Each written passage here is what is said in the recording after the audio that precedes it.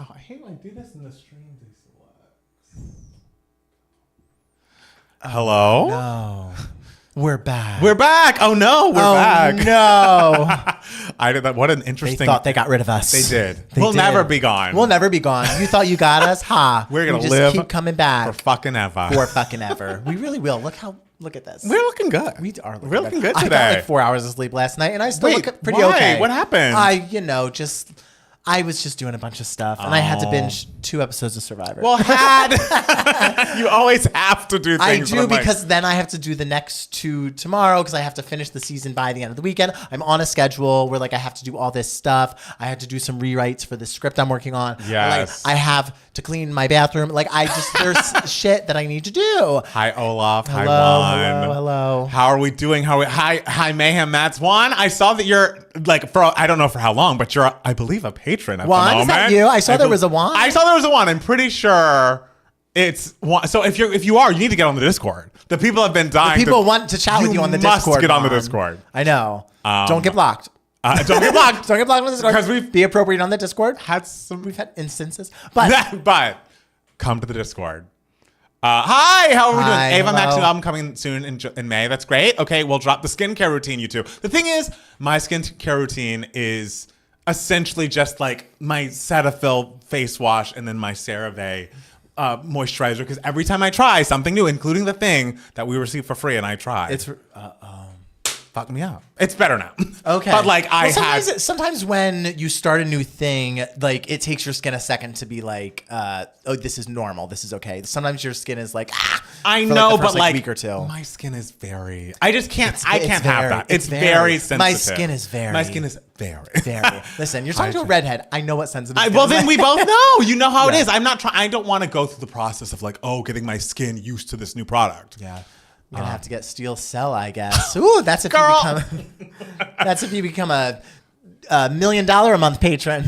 Oh, Olaf Palmer, I gave Oceans a listen. I was impressed. Vogue. Did you listen? Yeah. And let me tell you, that is going on the playlist I'm making for Travis. Thank you. Oh, that's a song. That's a song. The Black Panther just joined the Patreon too. Oh my gosh. Hi. You must get on the Discord then and have fun because we chit chat all day. We have a good time on that. We have a good time. Yeah. You guys have perfect skin. That's kind. We also have good lighting. Just FYI. Guys, like let me tell you, my skin does not look like this normally. But when our skin was perfect, we had bad lighting. But then as we've aged and the skin has aged, we're like, get the lights. Get the lights. Get the lights. Somebody hit the lights. Yeah. March Madness having Abracadabra as its theme song is greatness. I noticed that because I was watching March Madness today with Jackson, which is the actual like basketball March Madness. Oh, and every 10 minutes it'd be like Abracadabra, and I'm like, oh Gaga, you're really going for the straights. Just like when she, because the straights need to see Abracadabra. They do, but it was like, did you watch her on Las Culturistas? No. She essentially was like, I sang Shallow on SNL 50 because that was the song that I think was so important because I reached so many people who maybe didn't listen to me before. It's like, you mean straight people. Like, you mean straights? And, okay. Fine. All right. Love to name that tune video. Still crushed it. Congratulations. Thank you so much. I will say, like, truly, like, all the songs that are on that playlist are like the bigs. It's not like songs that I skipped. Like, whereas Matt Palmer had interludes. And of course, people were. I knew when I said it, people were going to get mad at me about Sweet Honey Buckin'. Listen. I don't want to throw shade your way. I don't want you. I mean, it sounds like you're about to. But like, I'm truly kind of gobsmacked at how little of the Cowboy Carter interlude you know. I mean, because I don't. Maybe it's just me. I've never listened to a Cowboy Carter song without listening to the full album. For the first year of Cowboy Carter, it was just all the way through for me all the time. So to me, I know all the intros of all those interludes. If I am being honest, much like Mayhem on Cowboy Carter, and now there's one album of the year, we can all be honest. Okay. After, I believe, Tyrant. Well, yeah, there's only 2 tracks after Tyrant. I turn it off. It's like, yes, at some point it's over. Like, if it had come up, like one of the other interludes, I probably would have figured it out. But like, I'm not always like looking at my phone being like, oh, what's this interlude called? You know what I mean? Oh, I am. I'm not. I am. I'm just like, whatever happens. Yes, Linda Martell's show. I don't know about that. Yeah. Your mom just texted you some interesting information. Oh, is it dramatic? Is it bad? Is it stressful, Ma? Kill for Love or Can't Stop the High, I need to know. I think for me, I'm Kill for Love. Are y'all reacting to Eternal Sunshine Deluxe? We are. We have to figure out if we're going to watch the movie or just listen to the songs, or maybe we'll do both separately. Who knows? But we'll yes, wing it. Something will be up. The full thing will be on Patreon, and one of the songs will be on YouTube. So get ready to get mad. Oh no, Juan's asking my mom to give him. Oh my Lord, number. don't have to worry about it. After Tyrant's over, where's the unsubscribe button? Luna, I have to be honest. Well, because all it is just Sweet Honey Buckin', which has its moment. Like I get. Thank you. The thing is, Sweet Honey Buckin', you can tell, is just like trying to do like another Pure Honey, but Pure Honey is a fucking masterstroke, like a true brilliant piece of music. Yes. And Sweet Honey Buckin', I like each individual part. It does not transition seamlessly. Mm-hmm. I think Buckin' could have been on End of Spaghetti instead. Like, sure. And then Amen is just like a quick, it's like a little cherry on top of American Requiem. Yeah, it's like a quick little cherry on top, which I don't find bad. No. But, you know, it's not like Summertime Renaissance. Oh, no. Or Summer Renaissance. Yes. Sorry. Mix it up with Summertime Sadness. That's okay. So it's not like Summer Renaissance. It's like Jeff. Look at Jeff lying. Do you see this? Jeff, Come please. on. Like Pure Honey is superior. It's true. Thank you, Luna. It just is. Yeah. It just Pure Honey is everything. Sweet, like Buckin' is cool and fun, but like Buckin' is much like in the diva camp where it's kind of just like, oh, this song works best when you're performing it. Because at the football show, that halftime thing, when they were performing Buckin', I was like, wait, this is my favorite song. I mean, that's the thing. Is like in the performance, that was the most. Because the choreo that they put together for Buckin' was unbelievable. Yeah. But guys, do I want to hear Beyonce say, look at that horse 3,000 times? Like, what are we talking about? Look at that horse. But then someone did ask who won the poll of last week, and that's a great question. I should look up. I feel like I looked it up, but then I've since forgotten what won. Remember I put the Taylor Swift poll on the Spotify?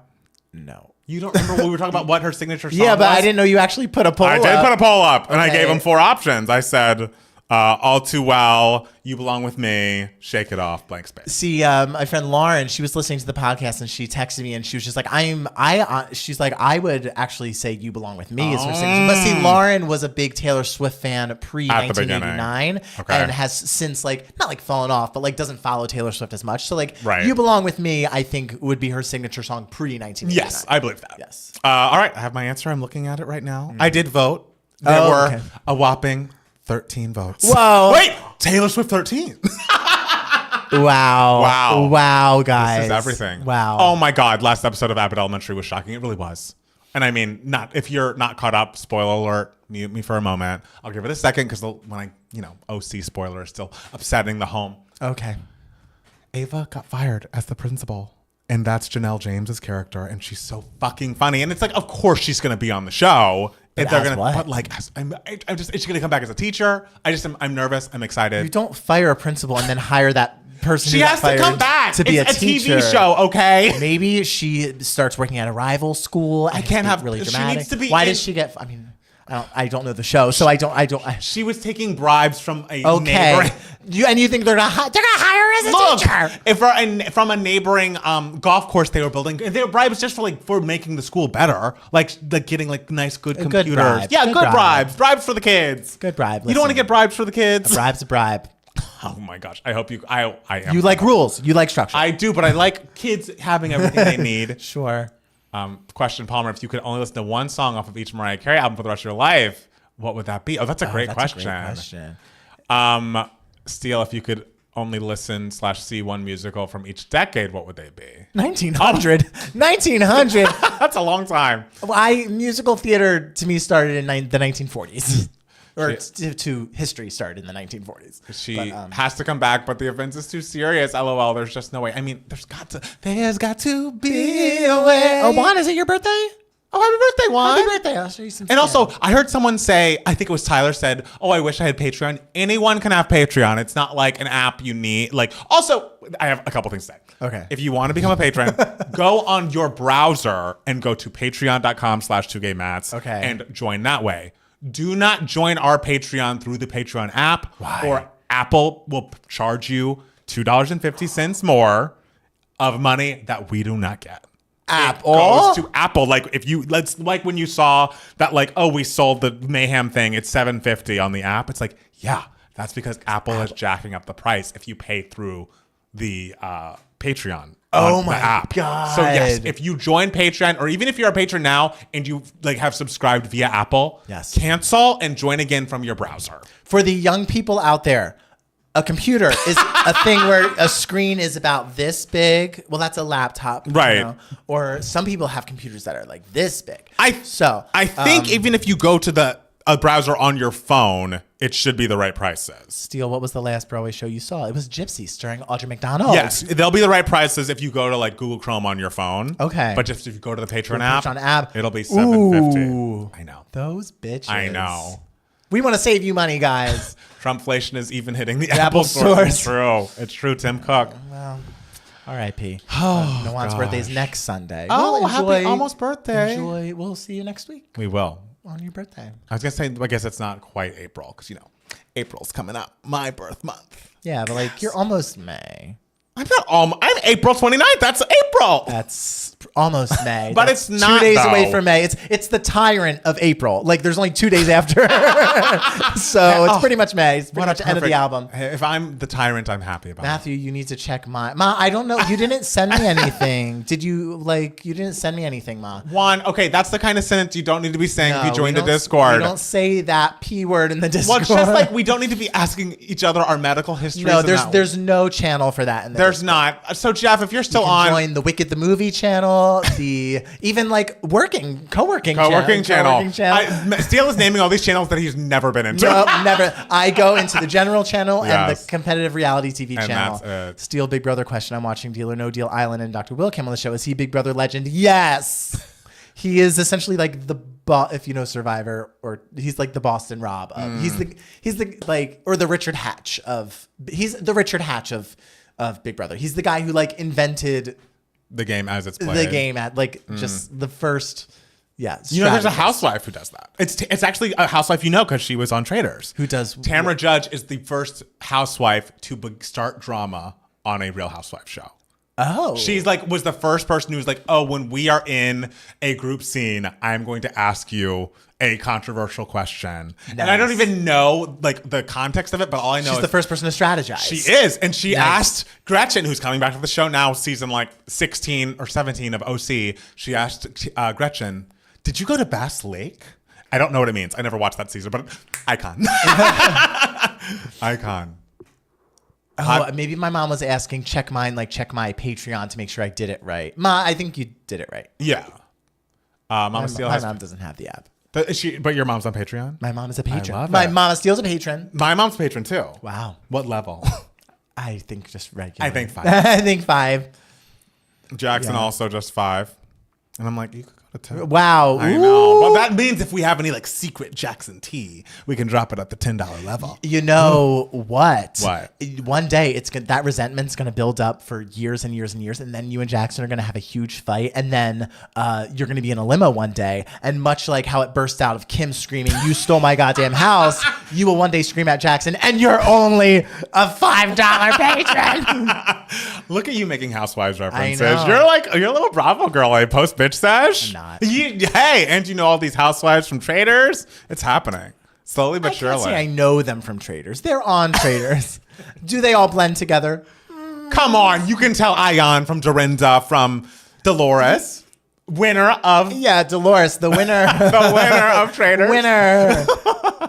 What are your guys' hopes for Eternal Sunshine Deluxe? Do you hope it leans more pop, like We Can't Be Friends and Yes and, or more R&B like TBIM? The Boy Is Mine. The Boy Is Mine. I guess of the songs you've mentioned, I prefer We Can't Be Friends to the rest. I prefer We Can't Be Friends to every Ariana Grande song because it's my favorite Ariana Grande song. As long as it's good. As long as it's good. We want a B-Day review. I mean, we have a B-Day review on our Patreon because we're going through all of Beyonce's albums. Once we hit 100 patrons. Speaking of Janet, Janet shouted out Doechii. Oh, yeah, that's great. I would love that collaboration. That'd be cool. Still needs to watch OG Jersey seasons. I can't do a new show. Can't. Yeah, maybe once you're done with Survivor, we'll figure something out. Yeah. Also, I mean, Jersey has a lot of explosive moments, obviously. But I don't know. That's not the series I've never loved Jersey. I've never been because I don't know. Just our main characters of Teresa. I've never been, because Teresa's, I like a smart lead or villain of the show. And Teresa's just not brilliant. Well, she is also a convicted felon. True, but that was an accident on her part. Not literally every Ari song ever. Wow. I mean, it's up there for me. We can't be friends. I think there's absolutely an argument. There's an argument. It's not crazy for someone to say that it's their favorite Ariana Grande song. It's truly fantastic. I'm trying to think now. What else would be in the conversation? I mean, obviously, Thank You Next was a big moment. For a while it was One Last Time. Oh, I love One Last Time. Really loved. Hold on, let me look at her That's albums probably my again. number 2. Into You. We should just talk about Into You. Into You is great. That's been mine for a long time. But we first were not into You. I wasn't. But even by the time we posted it, I had to write a comment. You were just like, wait, I was wrong. I was wrong. Yes. I love that when we're wrong and it's like, wait, it happens. Wait. I'm still not over the Kamala mess was bad. And people were so mad at me for saying, fuck you, Janet. But I didn't say fuck you. I said, shut the fuck up. But I'm like, she really earned that. Yeah. And I love her. Sometimes you earn a shut the fuck up, You Janet. do. And she did Yes. that day. New White Lotus tonight. Ooh, last week's White Lotus was wild. Palmer, did you see Stassi's return to Vanderpump Villa new promo? I haven't watched. Is it any good? Well, I haven't watched Vanderpump Villa. I heard it was bad, but I'm gonna watch for Stassi. The preview looked fine. It's one of those things where it's like, I think the longer you've been on reality TV and you know what your shtick is, you just kind of do it. And so I feel like by the end of her time on Vanderpump, she was doing it, and the trailer was kind of giving that. But it's like, I get it. It's like you don't want to be your worst self on camera anymore. I get it. But I will watch it. I will watch it, even though she is very problematic. What's the best housewife city? I mean, for a long time it was New York. You're gonna get a big long stretch of great seasons of New York. Atlanta also has a lot of great seasons, and it's kind of having a comeback now. Currently, right now, as we're discussing, I would say Salt Lake City is the best, but OC honestly had a great last season too. Okay. Yes. I didn't watch the show, but I saw the Edward Norton clip. It was indeed wild. Ooh. Of White Lotus? No, because White Lotus or Edward Norton's not on White Edward Lotus. Norton. You're thinking Sam Rockwell? Yes, that was wild. I didn't watch it, but every on the internet, I see a clip of just that, a picture of that same clip and a different quote underneath, and none of the quotes have anything to do with each other. I mean, it was a long monologue, and it was wild. There were twists and turns. Does Patreon end the subscription at the end of the month? No, at the end of the billing cycle. I don't know if it cuts you off from the Discord immediately, though. I don't know how that works. Are you guys excited for Gaga in Wednesday season 2? She's doing cameo, so no. It's just a cameo. If I start with New York, should I start with season 1? Yes, just know that season 1s in general are a little slower. Sure. Season 2 is when it picks up. Season 3 of New York is. It's rare that a season 1 of a big show is truly fantastic. Right. It was episode 1 of Summer House. of season what? 9. But the first episode where they're just getting back in the house and picking rooms and it's just not. Yeah, that sure is what the episode was about, wasn't it? You're such a jerk. Is the rest of the season going pretty well? Yeah. Okay. Good. It's honestly, it's just you're watching the demise of Paige and Craig's relationship, and that's the most interesting part. Oh, Gaga's just a cameo. Yeah. Okay. Yeah, watch it if you enjoy Wednesday. Sure, it's a good show. Abby, oh yes, it cuts the Discord off immediately. LMAO. Okay, am I in? I tried Southern Charm, and Southern Charm actually has a great season 1, but it's a tough watch if you're sensitive about. It's tough. It's a tougher watch. Okay. Britney Spears only being number 14 on the Billboard is so sad. But the thing is, this list is different than the last one in that it was not subjective. It wasn't just the editors. It's just numbers. It's all numbers. Sure. I'm excited. I got the job, y'all. Calling them tomorrow and saying, "Oh, congratulations!" That's so exciting. But I'm mostly talking about this because someone came for me in the comments being like, "Oh my God, of course Matt Palmer is putting Mariah Carey number 10 in his female, his artist list, blah, blah, blah." And it's like, well, according to the stats, she's 12. So and just women, but still. And just women, yeah. But still. Yeah. Mariah as number 10 isn't as crazy as me being like, Olivia Rodrigo number 10. I loved that. Katie is number 5. Well, the thing is, the list is based on the numbers. And Kate, like, we all are forgetting because of how Katie is seen these days. She had hits on hits on hits on hits for a long time. Yeah. Shep coming for Paige this week was not on my bingo card, but maybe it should have been. Shep is such a piece of shit. He was talking shit about Paige's podcast, which, like, we all know podcasting. He was talking shit about Paige's podcast. And he was like, she should have come on our cash trips. I can't believe she didn't. Like, he's your boyfriend, XYZ. And it's like, babe, not everyone has a trust fund and just gets money in the mail, because Shep does. He doesn't have to work because his family pays for everything for him. Don't come for this girl with a job. She has a podcast. And she's on a fucking 60-city tour because that's how big that podcast is. Oh, when do we do that? I know, when right? Do we have to do that? We're on a 2-city tour. We might be going to city number 2 on August 30th. So if you're in the Northeast. If anyone has it, or if anyone plans to travel for Labor Day and don't know where to go. New York's beautiful. New York is a beautiful city. During Labor Day. End of August is a little hot, but it's worth it. It'll be worth it. You want to laugh with us in person? Come to New York, August 30th. We'll be there. Yeah. What we're doing, I don't know. But her hits aren't memorable. Like, E.T. is a number 1 song, but no one can tell me that The Edge of Glory peaked at number 3 is less memorable. I mean, that's like also how I feel with like so many of Britney Spears' songs. I know. It's like, you mean this didn't go number fucking 1? I'm like, I don't think Toxic. But Hold It Against Me did. Like, I don't think Toxic went number crazy. Wild. Because to me, like, musically, like, in the first decade of the 2000s, Britney Spears owned music. To me, so to hear so many songs to not go number 1 for her is so bizarre. Billboard's weird. Whatever. Billboard is weird. It also was a weird time, that time specifically, because it was like really weighting radio a lot. Mm-hmm. And there were so many stations that were kind of veering in a more hip hop direction, which is obviously not the Britney Spears bread and butter. Yeah. August 30th, what venue? There's a venue called Caveat in New York, which I think is really cool. It's so cool. It's so cool. I just think it's so cool. It's the fucking coolest. I think it's great. Yeah. Bad Romance never went number 1. Insane. That's, oh God. What? Literally, how did Edge of Glory or Toxic not go number 1? I know. That's such a great question. I know. The idea of Bad Romance not going number 1. Like, please. Like, what are we talking about? Please. It's so nice to stand an artist where you never have to worry about, like, did their big hit go number 1? Because it's Mariah. Because it probably did. It did. Because it did. Not only did, like, the big hits go number 1, but it's kind of just like, oh, I Don't Want to Cry. What's that? Hey. Went number 1. I always liked I Don't Want to Cry and thought it was a precursor to My All. I remember leading up to seeing Mariah live in 2015. Yes. For weeks, he was just like, I can't wait to hear I Don't Want to Cry. I can't wait to hear I Don't Want to Cry. And I was like, great. Okay, calm down. It's also because if you listen to that Tokyo Dome performance of I Don't Want to Cry, iconic. Have you guys listened to the Fernando Garvey remix of missed it. It went fast. Sorry. I recently have discovered. Sorry, guys. We're missing because I know you like Carol Channing. What do you think about Barbara? Did you see Bet? Oh, I guess we're asking about Hello Dolly. Brilliant musical. Carol Channing is the greatest performer who's ever lived. Bernadette Peters in Hello Dolly was the greatest performance I've ever seen live. Okay. Bette Midler I did not see, but I'm sure she was fantastic. Barbara Streisand is too young for the role in the movie, but my God, is she a star? If the movie happened and she was just 15 years older, because she's 27, playing like an aging widow, it's like, yeah, come on. But if you forget about that aspect, Barbara's great. Like, Barbara's great.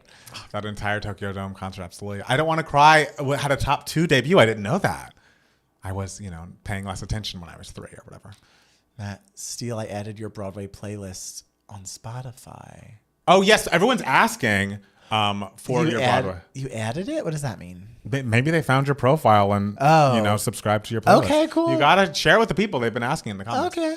I think someone is saying there's a Fernando Garibay remix of Fashion of His Love. I have not heard it, but I'd be interested in hearing it because he's very talented. Okay. Bruce Springsteen and Shania Twain have never had a number 1 hit on Billboard. Really? That Shania especially that's very surprising. Interesting. Is that what? Not man. I feel like a woman. Country. Not I feel like at the not time you're it was still very, the one. very hard for country to go number 1. Where did You're Still the One peak? That was such a big Billboard hit. I feel like. I don't know. I Don't Want to Cry is one of my top Mariah songs. Yes. Love Takes Time is actually one of Mariah's biggest hits. Love Takes Time is excellent. Yeah. I love when Mariah sang Love Takes Time in 2013. Oh, Is it that Australia concert? Australia, we know. Australia, because she like starts it a cappella, but then she's like, "Oh, play this," and then like gets in the key and then jumps. Oh, it's amazing. Oh, you're the one peaked at number 2. Wild. Backstreet Boys never had a number 1 song. I never knew that. Interesting. That's weird. How did Bruce and Shania not go to at least number 1? Guys, I mean, we'll talk about it when we record. I think Mariah has got. I mean, we'll talk about it. I won't say my opinions. All right. No, I just feel like we've gotten to the point. I mean, also, I have something to say. I'll wait. I'm going to say it on the podcast. Say it on the podcast and make it real mean when you say it. It's not mean. The thing is, it's not mean. It's just like, guys. Can you make it mean? No. Come on, we got to be a spicy podcast. I guess. You're still the one was huge. Absolutely. Really embarrassing. I only know like 2 Mariah songs. All I Want for Christmas. And the one with Miguel. Look, the one with Miguel's excellent, but that peaked at like 15. Alex, you need to get lots of playlists going. Just start with, like, what do you even start? Start with the number 1s. Start with Emancipation of Mimi. Start with Daydream, Butterfly. You are going to find stuff so much. Imagine. The thing is, you probably know so many of these songs. You know Fantasy. You know Always Be My Baby. You do. You know those songs. You do. Don't pretend. You know Hero. Don't pretend like you don't. I mean, I don't know. You know We Belong Together. The kids don't know Hero. I'm telling you, every week we have this conversation, but the kids don't know. That's so weird. This number 1 topic would make a good video. I mean, it's just the idea that Shania Twain didn't have one. Mayhem Album of the Year. I mean, it's the one I'm repeating the most. Sure. I mean, it's only March. March. It's only March. Only March. 8th grade. It's great. Grade. I may hate Jennifer Lopez, but Olivia Rodrigo's not bigger. Olivia what? I guess. Diving into night. Yes, enjoy. I don't think Mariah was making faces off her. I think she just handpicked Muni. Like, come on. Yeah. What does that mean? That means Mariah. There were Tori Kelly and Muni Long saying. Oh, Money. Yes. Okay. Which, by the way, I thought it was Muni too, because Muni spells Mooney, but it's Muni Long. But they did a tribute to Mariah and saying, "Oh, it's my baby." Oh, I saw and that. We belong. Yeah, that's so. Yes. And Mariah's sitting there. Juan, I guess you won't be going to the Discord. You've probably already canceled your membership, but this kind of talk would not be appreciated there. We keep it PG. Yeah, I haven't really gotten into Mariah, and the only songs I know are Obsessed, We Belong Together, Fantasy, and Always Be My Baby. It's a good list of 4. Yes, a great section. Can't even spell her name right. This further proves her dudness. Honeymoon? Who? Olivia. I mean, Olivia's huge. We know it's a Gaga reference, but we know people are using it on Grindr as well, Juan. Oh, are they? Yeah. Oh, cute. It's not, I think they mean... Yeah, but like, it's cute that, the gays are being clever. I mean, the gays are always clever. It's true. The kids don't know Hero, and they're better for it. Wow. People are so mean to Hero. Hero is very pretty. Hero's a classic. Especially, and I'm going to say this every 5 minutes, the Tokyo Dome performance is excellent. We love the Tokyo Dome. Also, the performance she did in front of Bill Clinton, she does a similar, goes up in that final chorus in a way that's like, yes! Okay. Thanks, Off With Her Head album is amazing as well. Great. I love that. Juan, that song is for Tony Bennett. Well, the gays. The gays always make it messy. We love it when people interpret art differently. Absolutely, we do. I think that's a beautiful thing. It is. It is. If I were to make a Gaga Mayhem pun, I would have used disease. Lord. Here was a cute girl, overrated, but also overhated. Who was number 1 on the list? Oh, Taylor. We'll talk about it. Okay. Oh, sorry. Taylor. Close My Eyes and Outside are my favorite deep cuts. Outside. Hero was sung so many times in elementary school talent shows. It Absolutely. sure was. It absolutely was. It sure was. I hate Hero. Current Mayhem top 3. I don't think mine has changed too much. Yeah. Shadow of a Man. Mine's Abracadabra. Sorry. You do love Abracadabra. Yeah. More than How Bad Do You Want Me? Yeah. Oh. Yeah. But I do love How Bad Do You Want Me. Y'all ask for Mayhem top 3 every day. No shade. Luna knows. It's not incorrect. We also get a lot of questions just like, rank Taylor Swift's albums. And it's like, we've done that. We told you. Circles in Mine Again ended everyone else's careers. Mine Again. I remember when I first Also, heard Stay the Night. I'm surprised no one's saying Stay the Night. Surprised no one's talked about Stay the Night. You sound and Petals. Where's Petals? You literally sound like Mariah. Yes. It's like, I can't believe you didn't talk about Petals. We Belong Together and Touch My Body are the ones, young millennials and Gen. I had never heard "Touch My Body" before I lived with this one. I feel like now these days, "Obsessed" is bigger than "Touch My Body" with young people. Yeah. But "Touch My Body" was the bigger hit at its time. It went number 1, and weird. "Obsessed" peaked at number 6 or 7, something like that. Okay. Yeah. I mean, but "Touch My Body" was. It also was like the first single after the emancipation of Mamie. Like she could have released truly anything, and they'd be like, "Yeah, we're playing it." Yeah. Abracadabra is my favorite Gaga song since Judas. I mean, it's great. Oh, I love Joyride. Joyride's great. We will not be reacting to that Selena album. We heard the singles, and it's not for us. Migrate, yes. Migrate's great. Absolutely. Migrate is so great. Oh, hi. Bye, Black Panther. Bye. Did Honey go number 1? Yes. It was her, I want to say either 12th or 13th number 1. Holy shit. Jeez. 7 years into her career at that point. Out of control. Right. Ooh. Was it 11? My introduction to Mariah was Emancipation Mariah. It's a great introduction. Because then, okay, hold on. If Honey was the 12th, My All would be 13th. Heartbreaker would be 14th. Yeah, this is right. Thank God I Found You 15. We Belong Together, Sweet 16. Don't Sweet Forget Us, 16. 17. 17. Touch My Body, 18. All on Christmas is Yeah. 19. We're not reacting to Selena. And guys, if you're a fan of her or that album, I promise you don't want our reaction. I have not heard it. You've heard the singles. And that's how the decision was made. We heard the singles, and we're like,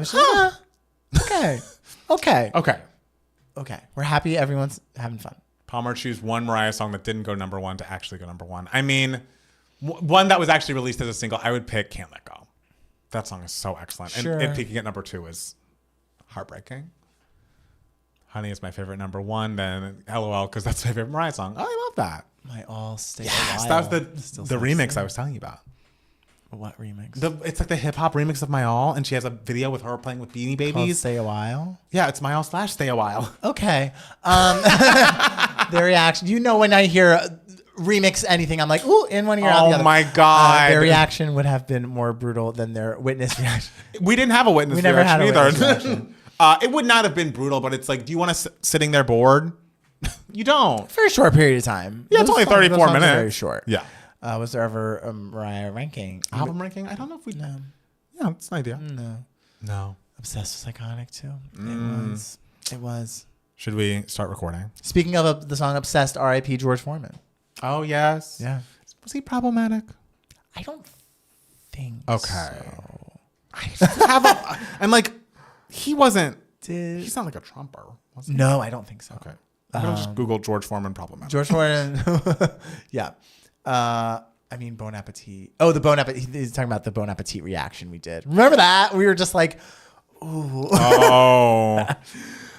Breakdown will never leave my playlist. Oh, classic. Oh, apparently he's a assaulter. Allegedly. Because I kept seeing his name and it's like, is he? Yeah. Okay. Okay, well, if Beyonce and Gaga get their album of the year back to back, the gays will evaporate. That would be a very exciting Oh my gosh. thing. What a moment that would be. And then Mariah the next year. Oh, What a great trio. What a run. I mean, what a run that would then be. how long is it going to be till Mariah's album comes out? After like September? I mean, Mariah could release an album in October, which is too close to Christmas, as you said. No, But no, he wasn't. He wasn't too bad. He just named all his kids some form of George. He did. That is funny. He did name all of his kids George. I do think that's funny. What is your favorite Gaga video? Telephone. Bad Romance. I'm like, it's certainly her most iconic. I'm trying to think if I prefer one of her videos over that. I don't think I do. I mean, unless we're counting the paparazzi VMAs performance. I mean, that's a video in itself. Yeah. Okay, should we get to recording?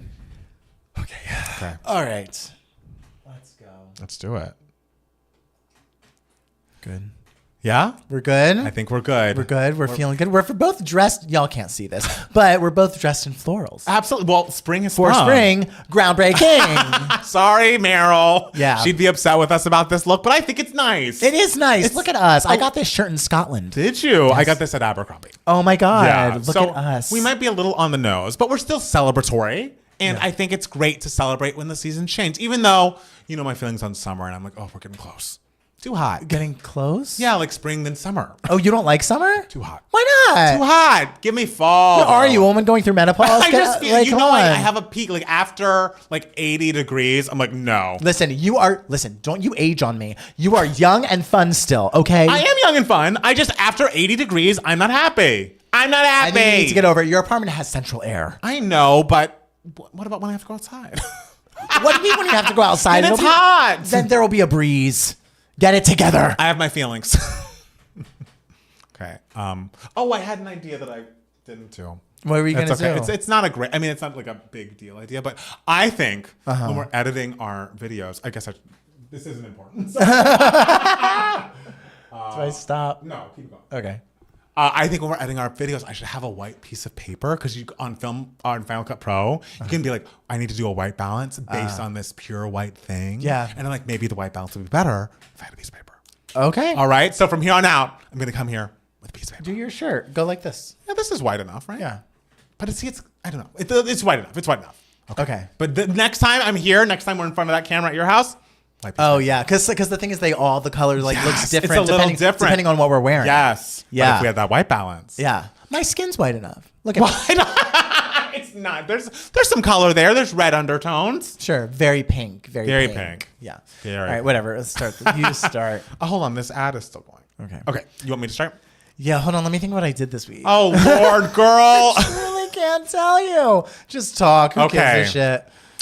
Hi, everybody, and welcome back to Two Gay Mats, the podcast. It's Matt Palmer. That's Matt Steele. And Matt Steele. Uh-huh. How are you? I literally was just like, oh, God, I have to think about what I did this week because I don't know. So I figured I would be able to think of that while you talked about your week Okay, first. I can go first. Go first, and I won't pay attention to what you're saying. I'll try to think about what I did this week. Wonderful. I unfortunately didn't do a lot. Okay. Because on Wednesday, and I feel like this is now every week, Jackson started feeling a little something in his throat. And so Jackson got a little sickly. Luckily, I've been taking my airborne. I've been taking my, immunity boosters. Yeah, because you're old now, as we established in the intro. I am not old now. Okay. I've always been sensitive to temperature. I'm telling you, I feel like, you know how some people are more sensitive to like spicy foods and things? Okay. I feel like I'm very sensitive to temperature. And I know that sounds ridiculous, but honestly, when I've been outside and it's been like really cold, my fingers are like cold to the point of numbness, I would say, for like a good 45 minutes after I get inside. Maybe it's your gout and your arthritis. It's not gout. You're the one with arthritis. I'm the one with arthritis. But yes, so I feel like maybe the heat is just another part of that. Like some people are, sensitive to spice.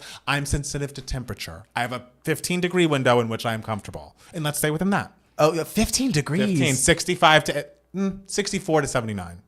Wow, 64. Yeah. Wow. Then I get cold. Okay, you are very specific here. That's very nice. Thank that you. have that. I'm trying to think if I did. Well, we didn't do too much of anything because the plan was to have Jackson's parents over on Friday because they're going on a trip to New Zealand. I think they're probably on the plane now. But then with Jackson being under the weather, he was like, I don't want to get them sick right before this long, wonderful trip. And so we didn't do that. But we did go over there and hang out with them outside for a bit.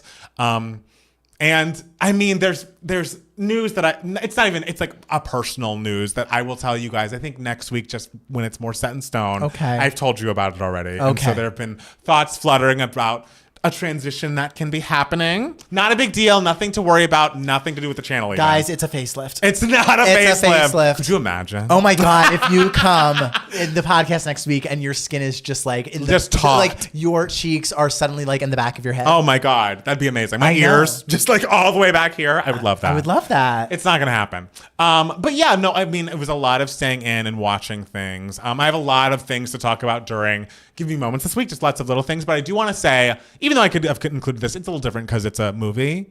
We watched Bridget Jones' Mad About the Boy, which is on Peacock. It is wonderful. I heard it's very good. It is so good. It is heartwarming. She's such a fucking star, which we all know. But like Leah Woodall and Chiwetel Ejiofor are wonderful love interests for her. It's interesting. It's funny. It's heartbreaking, heartwarming. It should have been in theaters. Like, I don't know why it went straight to Peacock. Maybe because, it's rom-coms and they never know how they're going to do. And it's like people of a certain age, like, Colin Firth and Hugh Grant are not, the young bucks they were. But just like rom-coms did well this what's that Sydney Sweeney right? one? But they're all like young and Spry. Older people went to the theaters like this year with like Conclave and everything. That's true. But would they go for a Bridget Jones? I don't know. You're the old one here. You would probably go see Bridget Jones. Arthritis, mama. We're old together. We have different ways of expressing. My chiropractor said that my arthritis was probably not caused by age. It's probably caused by, she looked at my one x-ray and looked, she was like, you see this divot right here? There was probably an injury that you had at some point when you were young. Were you very active? Were you into sports? And then you said. And I was like, No. I don't remember ever injuring my neck. But so mine is not from age. It's from being really fun and exuberant and exciting. You mean a long time ago, like when you were growing up? I guess. But yes, I hope you all see it. If you have Peacock for any reason, you should watch it. It's absolutely excellent. Yeah, so that was good to watch. And then I watched several TV shows that are being talked about all over the internet, so that we'll get to a little bit later. But Matt Steele, has that been enough time? Have you been able to think of what you did this week? Maybe I just didn't do anything interesting this week. I mean, I did see a movie with my friend Alicia. We'll talk about it a little later. Yes. I don't know. I just have a lot going on. I'm trying to do some rewrites for a script that I'm working on, and I kind of have like a little bit of a deadline that I set for myself to do it. So it was a lot of working on that. Yes. It was a lot of, 2 Gay Matt stuff. So it was a lot of work. And also I am trying to, y'all know I'm binging Survivor. Of course. And I'm trying to go through the whole series from season 1 to where we currently are. And I've been doing this for the last several years. And so my goal is to finish to catch up on Survivor by the time season 50 airs, which is probably like a year from now. Okay. And so I started and almost finished season 32. Co-Wrong, which I'm enjoying very much. So I've been watching a lot of that this week because I'm like, I got to get through these seasons fast. I got to crank them out. Right. So they're on 48 now. I can do 17 seasons by this time next year, right? And why is it so important to you that you do this? Just so I can understand it. I don't know. I guess it's nice to set goals for yourself. It is. Oh God, what a stupid goal to have. I just, because season 50 is going to be a big deal in like the Survivor world. Right. And now that I am slowly creeping into the Survivor world and the lore and everything, I want to be able to watch that season in real time because it is more exciting to watch a season of anything in real time. Like absolutely. Big Brother, that's the exciting thing. You're literally watching it in real time because this is all happening as you're watching it. They're filming as they're airing. Right. And so that's always exciting. And I know that like just binging a show like Survivor, it doesn't have as much impact if you're not watching it in real time because you're binging stuff quickly. So it leaves your head quickly as well. So I want to be a person who watches Survivor in real time as well. Right. And then of course, when that happens, I'm going to be like, oh, I have too much on my plate. I can't possibly watch this in real time. So I'm setting myself up for a mess and stress, but whatever. What else am I doing? Hey, it's still exciting. I feel like it's because at some point I really do want to go back and watch some of those old, really great seasons of Drag Race. Now that I'm in on the latest season, obviously I've been watching. I think for the past 3 seasons, I'm very invested. I'm still Team Anya. It seems clearer and clearer to me that she is got to win the crown. I just can't imagine anybody else beating her at this point. I will say, the audience and or me is turning a little bit on our Matt Steele adjacent Susie Toot, just because she is now, I would say, more than 2 times gone back there after judges' critique and like not been in the top, but have been completely safe and fine and been like, this doesn't take away from the people in the top at all. I thought you were amazing. I just really thought I was the best one, and like the judges did not understand what I was doing, but I really think I'm the best. And it's like, Susie, shut up. Listen, Susie knows her worth, okay? It's good, and I think that's important. It's important, but it's also like they went around, like every season at some point, Rue asks the girls while they're out on stage, like, who do you think should go home tonight? And even though Anya is technically the one with the most wins, so many of the girls said Susie because she like is a front runner in certain ways, and also it's like, and she's a little annoying. Anya's just a little more well-liked, I think, is what's happening. But look, nothing excites me more on a reality competition show like someone who's bitter. Like someone who's bitter about not winning. Yes. And so that's good TV. That's very Susie. Very Susie. So, yeah. So should we jump into the news radiance? Okay. Let's do it. Sure. The first thing we're going to discuss, because Billboard loves their lists, they have released They just had their list. They did. Recently of the greatest pop stars of the 21st century. Right. And that was based on like editors all came together being like, oh, who's the most impactful? Who did what? Like this list of top women artists of the 21st century, this is completely ranked on statistics, I believe just on Hot numbers. 100 and Billboard 200 performance. So like numbers, like how many weeks was their songs in the top 10, blah, blah, yes. blah, blah. Like literally an AI could have sorted this list out. Right, exactly. Because it's truly just numbers. So no one should be offended by No one should be offended. It's just numbers. And as much as we don't want it to be, votes and numbers, I guess, have to count. Did you see Rosie O'Donnell on that talk show? Oh, yeah. And I was like, babe. I try not to think about it. That's fair. Okay. The top 10, I'll give you just so you all know. Number 1, Taylor Swift. Number 2, Rihanna. Number 3, Beyonce. Number 4, Adele. Number 5, Katy Perry. Number 6, Lady Gaga. Number 7, Pink. Number 8, Ariana Grande. Number 9, Miley Cyrus. Number 10, Alicia Keys. I'm mostly bringing this up because so many of you guys in the comments, when we made our own top 10 list of like the greatest artists. Based on our subjective opinions, I put Mariah Carey at number 10 because she's important. And Mariah Carey, again, an artist who debuted in 1990 and has been around since then and like made most of her music in the 90s. From 2000 onward is number 12 on this list. A lot of it has to do with All in for Christmas Is You. Sure. But still. But also, this list is all women. It is all women. It is all women. But there was your top 10? My list was all women. Okay, fair. And also, people didn't understand Alicia Keys on my list. And I'm like, no, guys, you don't understand how big Alicia Keys was. Yes. Initially, it is shocking to me. And I guess a lot of this goes back to how she was received on the Hot 100, specifically the fact that Britney Spears is 14. Because it just reminds you of all of the super impactful, I'm not even gonna say super impactful, like the most impactful music of the 2000 to 2010 was by Britney Spears. Right. And just seeing how so many songs of hers that are so iconic and so emblematic of her career, like Toxic and all that stuff, like did not go number 1. Right. Like I don't even think Oops, I Did It Again did it go number 1? I don't. Someone said in the comments that it went number 9 or something. God, like it's just, and you explained, you were just like, well, in the early 2000s, they were focusing a little. Billboard was sort of like leaning heavily into like radio play and everything. Yes.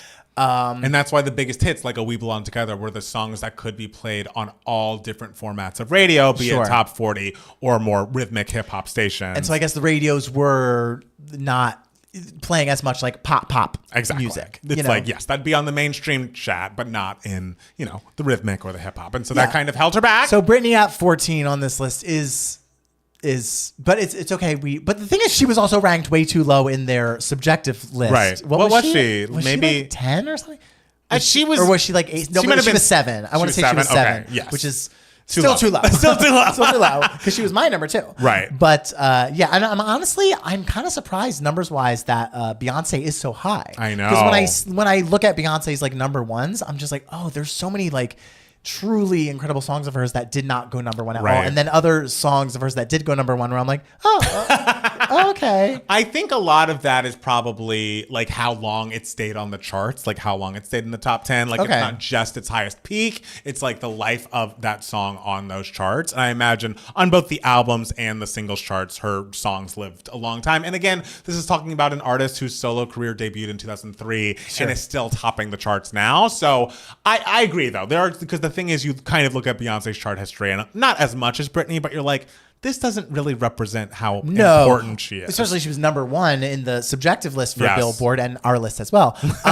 But I also, because the last 10 years, she wasn't more so like chasing the singles. She wasn't. She was like, I'm putting out full albums and fuck whatever the singles are, because there's going to be a music video for every song except for, Renaissance or Cowboy Carter. Right. And someone's saying in the chat, I bet that counts Destiny's Child too. No, Destiny's Child came in at number 17. Okay. So that's separate charting. And honestly, like if Rihanna was still releasing music, she would probably be number 1. Absolutely. Because there was a time that the Lamb community was very nervous about Rihanna. It's like if she got like because she was just getting number ones every 5 minutes, and it's like okay, well 18's a lot, but we need you not to have 14 or whatever the hell she has. Like she has so many number ones. Yeah, and because she would put out an album every single year, and there was always one or two giant hits off of it, and also as a featured artist, so like the Love the Way You Lies and the Live Your Life, like she's counted on those as well. Yeah, and she's just a person who it's just like she sounds like how the radio sounds. I don't know how to describe it, but like you hear her voice on the radio, and it's just like, yes, this feels like a warm hug. Yeah, like this feels like so in place. It's kind of like Dua Lipa, I feel like, has this quality to her voice. It's like you listen to a pop song by Dua Lipa and it just sounds right. Yeah. I don't know how to describe what I'm trying to explain. No, I know. It's like their voices cut through the radio station somehow. And even if it's like not a song that really stands out that much on its own. Like there are a couple Rihanna songs and a couple Dua Lipa songs where I'm like, oh, like this song is interchangeable with this song and everything. But still, that voice just feels so emblematic of the radio. Absolutely. You know? So I thought it was an interesting list. Another thing that Billboard did that I thought was helpful for the future charting artists is they have said that there's a Billboard rule change effective April 4th. Only 4 digital exclusive versions will be allowed for the life of an album. That includes deluxe versions. So it's like, look, we love everyone, but people, because of this rule not existing before, are like, okay, we're midweek and we're like trailing behind one other artist. We really want that number one. Let's put out special digital only releases, 4 different titles that have different bonus tracks on each one. And if a fan was a super fan and bought all 4 of those, it would count as them purchasing the album 4 times. And Billboard is saying, well, actually, no. You can it can't just be a collector's item, especially digitally. Like that is, I think, the line in the sand that is being drawn. And listen, 4 variations of an album is a lot. 4 albums will get you 1 clock. All right. Yes, if we were in Midnight's era, yes. That's one whole clock. That's a whole clock. That's one whole Taylor Swift clock. It is. So I guess we'll have... I think this rule is fair. I think it's fair. I kind of think it should be one version of an album, but whatever. We'll see. I mean, I wonder how that's going to affect Ariana's deluxe edition of her album, because I don't know how, because she has at least a semi-deluxe edition she already put out with like a Supernatural remix with Troye Sivan and stuff, and I think with the Yes and remix with Mariah, and I'm like, okay, but now she's putting out more deluxe versions. Are all these sales going to even count like after April 4th? I guess we'll see. This is all just so messy. When there's so many things involved in trying to chase these Billboard highs and everything, it's kind of just like, does this even matter anymore? I know. It's like at some point, it's like, what does this mean? Yeah, like is this, and Billboard's, great, and it's nice to see a song ranking and see how it's doing like in the general public, especially for people like now that everyone's sort of in their own little bubbles. Yeah. We listen to the stuff that we like. We have no clue what else is out there. No idea. I've never heard that Shabuzi song, Tipsy, whatever, that bar song. Yes. But yet it is still in the top 10 after God knows how long. And so it's just interesting to be like, oh, there's a whole other world out there. I know. I feel like the straight people have different radio stations than we do. Not that I'm listening to the radio ever, but... in other news, the iHeart Radio Music Awards happened last week on March 17th, and Mariah Carey was honored with the Icon Award. And so Tori Kelly, who I was mentioning last week, an amazing song, Oceans, she performed Always Be My Baby, and Muni Long, who Mariah collaborated with. I think they wrote Infinity together, actually. Okay. And then obviously they collaborated with each other on the remix of Made For Me by Muni Long. There's a version with Mariah on the remix, and Muni Long sang We Belong Together, and I thought they both did a great job. Okay. People were coming for Muni Long because at the end of We Belong Together, she didn't like stay up there as high as Mariah does. She kind of like did her own thing in the final chorus, but she hit that final long note and like held it out. Like I was happy with her performance. And people were like, oh, she didn't do it. She didn't sound good. Tori sounded amazing. She always does. But if you watch the clips of these performances, they cut to Mariah and it looks as if Mariah is like, quote unquote, being shady. And to me, I have to say, and maybe this is just me knowing her, I assume she's looking at a monitor, looking at herself. Yes. And so she's like, oh no, I'm being shown. I don't like this. This is the angle we want to give. Like feel like that was what she was responding to, A. And B, I feel like her like personality now precedes her. Like people are so quick to say, oh, shade, whenever Mariah truly exists. Yeah. And it's like, guys, it's not all, she's not shading these girls that she like handpicked to sing her songs on stage. Handpicked them. Yes. Like she likes them. She likes them. She knows their talents and they did a good job. Yes, they did a great job, and Tori Kelly has been posting like videos of her performing old Mariah songs back when she was like 7 and 11. Mariah's been reposting them.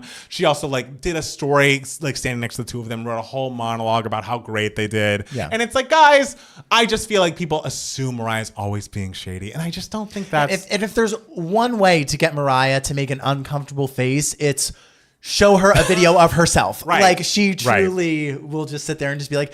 All right, like put a camera on her. And then just like she'll like plaster on this fake smile and you know she does not want to be watching herself because she is just critiquing every single thing. And you know the lighting in the audience, I'm sure is good. God. Well, I mean just lighting and whenever people are like, ooh, let's make the room purple. No one fucking looks good in that lighting. Truly no one. And I think it's horrifying that people want their apartments to have this lighting. That repulses me. I don't want it all the time, but I would love the option. Jackson's very not into it, so we don't really have it. But if it were up to me, just to have the option. There aren't some days where like, ooh, I'd give a little blue moment. Hate it. No? I have never liked any lighting that wasn't neutral. Like mood lighting or whatever the fuck people do. I just want lights on and it's just like good lighting that lights the room. What if it's like lower lighting than like? No, I hate it. Really? When I am awake, lights are on. I want to feel like, and people are like, oh, but what about natural light, like from the windows and everything? Because I got into like a discussion about overhead lighting on Instagram and the whole thing about like gays don't like overhead lighting, and I'm like, I'm gay and I love overhead lighting because I just want lights on. Lights off when I'm ready to go to bed. And people are like, well, why don't you just do natural lighting? And I'm like, first of all, not every apartment gets natural lighting. Not every home gets good natural lighting. And second of all, the sun goes down, bitch. Like, I don't want it to be dark in my apartment when it's nighttime. I will say Jackson would disagree with you heavily on this. I am revolted. He cannot like if I were to turn on an overhead light in any part of our apartment, it would be very upsetting to him. I love it. He's very much like I'm a person who needs it only to be lamps. The light needs to be warm and it needs to be soft and not like too like the idea of fluorescent lighting I think is very upsetting. No one like loves a fluorescent light moment. Right. But to me the natural thing on earth, I can't believe we're talking about this right now, but the natural thing on earth is light comes from above your head, like the sun. So if a light source is only coming from eye level, this is unnatural. This feels weird. But people do, the argument which I get is people do look better with that like eye level light versus like in a picture, maybe. Well, I think in person I'm not doing a photo shoot in my fucking apartment. You need to always be thinking you're doing a photo shoot. I think that's the issue. Mariah's in the audience thinking like someone's taking my picture right now and there's this purple fucking light. Right, and she's like, I don't like it. She's like, I don't like it. That was the face she was making. Doechii also presented Lady Gaga with an award at that award show, the Innovator Award. And I didn't realize Doechii was such a little monster. I guess it makes sense, like knowing her age and knowing that she is a queer musician as well. But she was just like... And a performer.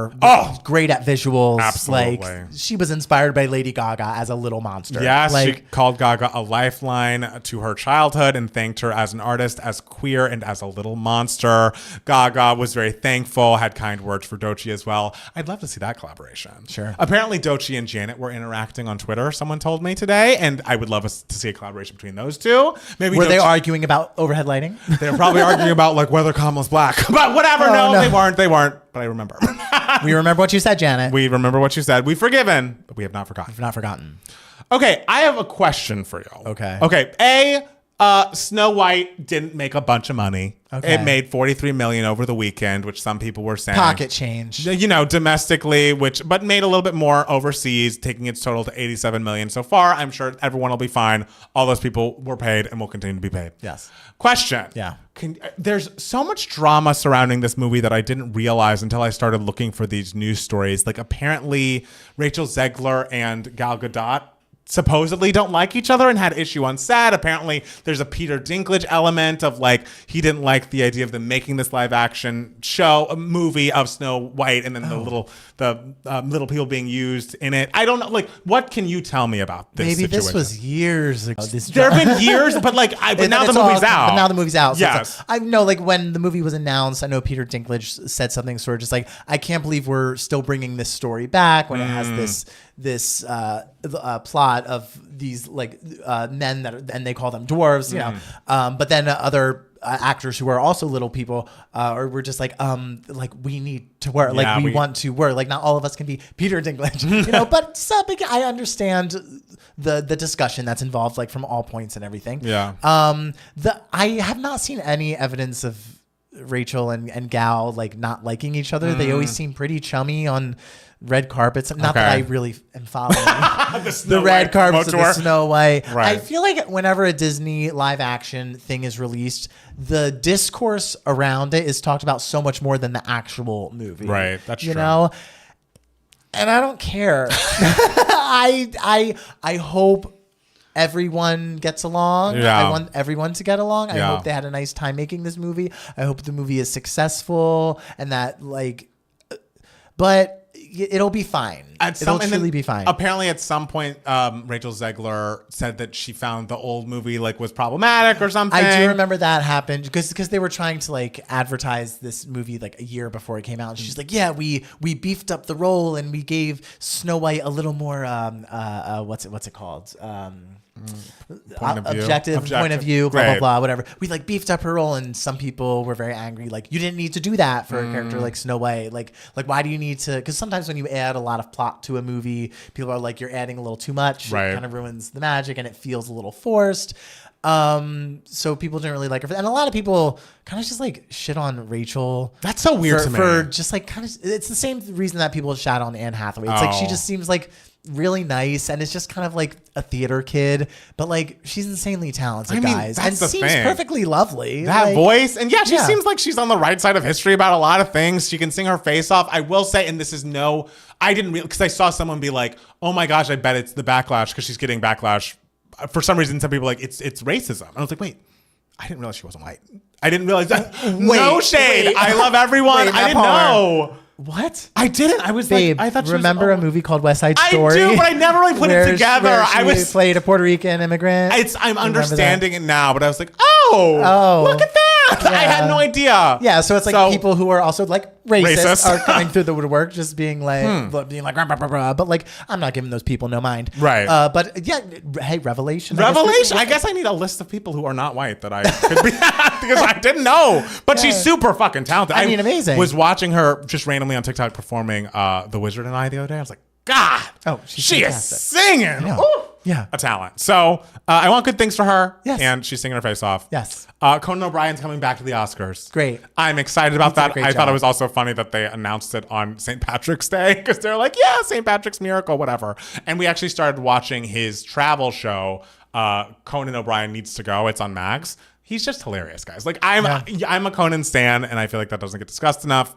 I watched a trailer for a movie that's coming to Netflix called The Four Seasons, starring Coleman Domingo, Will Forte, Tina Fey, Steve Carell, many others. It looks cute. I'm excited about it, but I was most excited when I saw that it was co-written by Tina Fey. I'm like, I have been begging for her to co-write something. And I realized she's like executive produced several. I'm begging her to fully write something again. Look, a co-write's a stepping stone. We're on our way to her really fully writing something again by herself. I just finished my 30 Rock rewatch, and it's so fucking brilliant. And the fact that she's working with her collaborator Tracy Wigfield from that show, I'm gonna watch. That's good. Chemistry right there. Yes. I can't wait to watch this film because I want more Tina Fey in my life, especially Tina Fey in something that she wrote. Because like sometimes she'll be in movies where I'm like, babe, I'm not seeing that.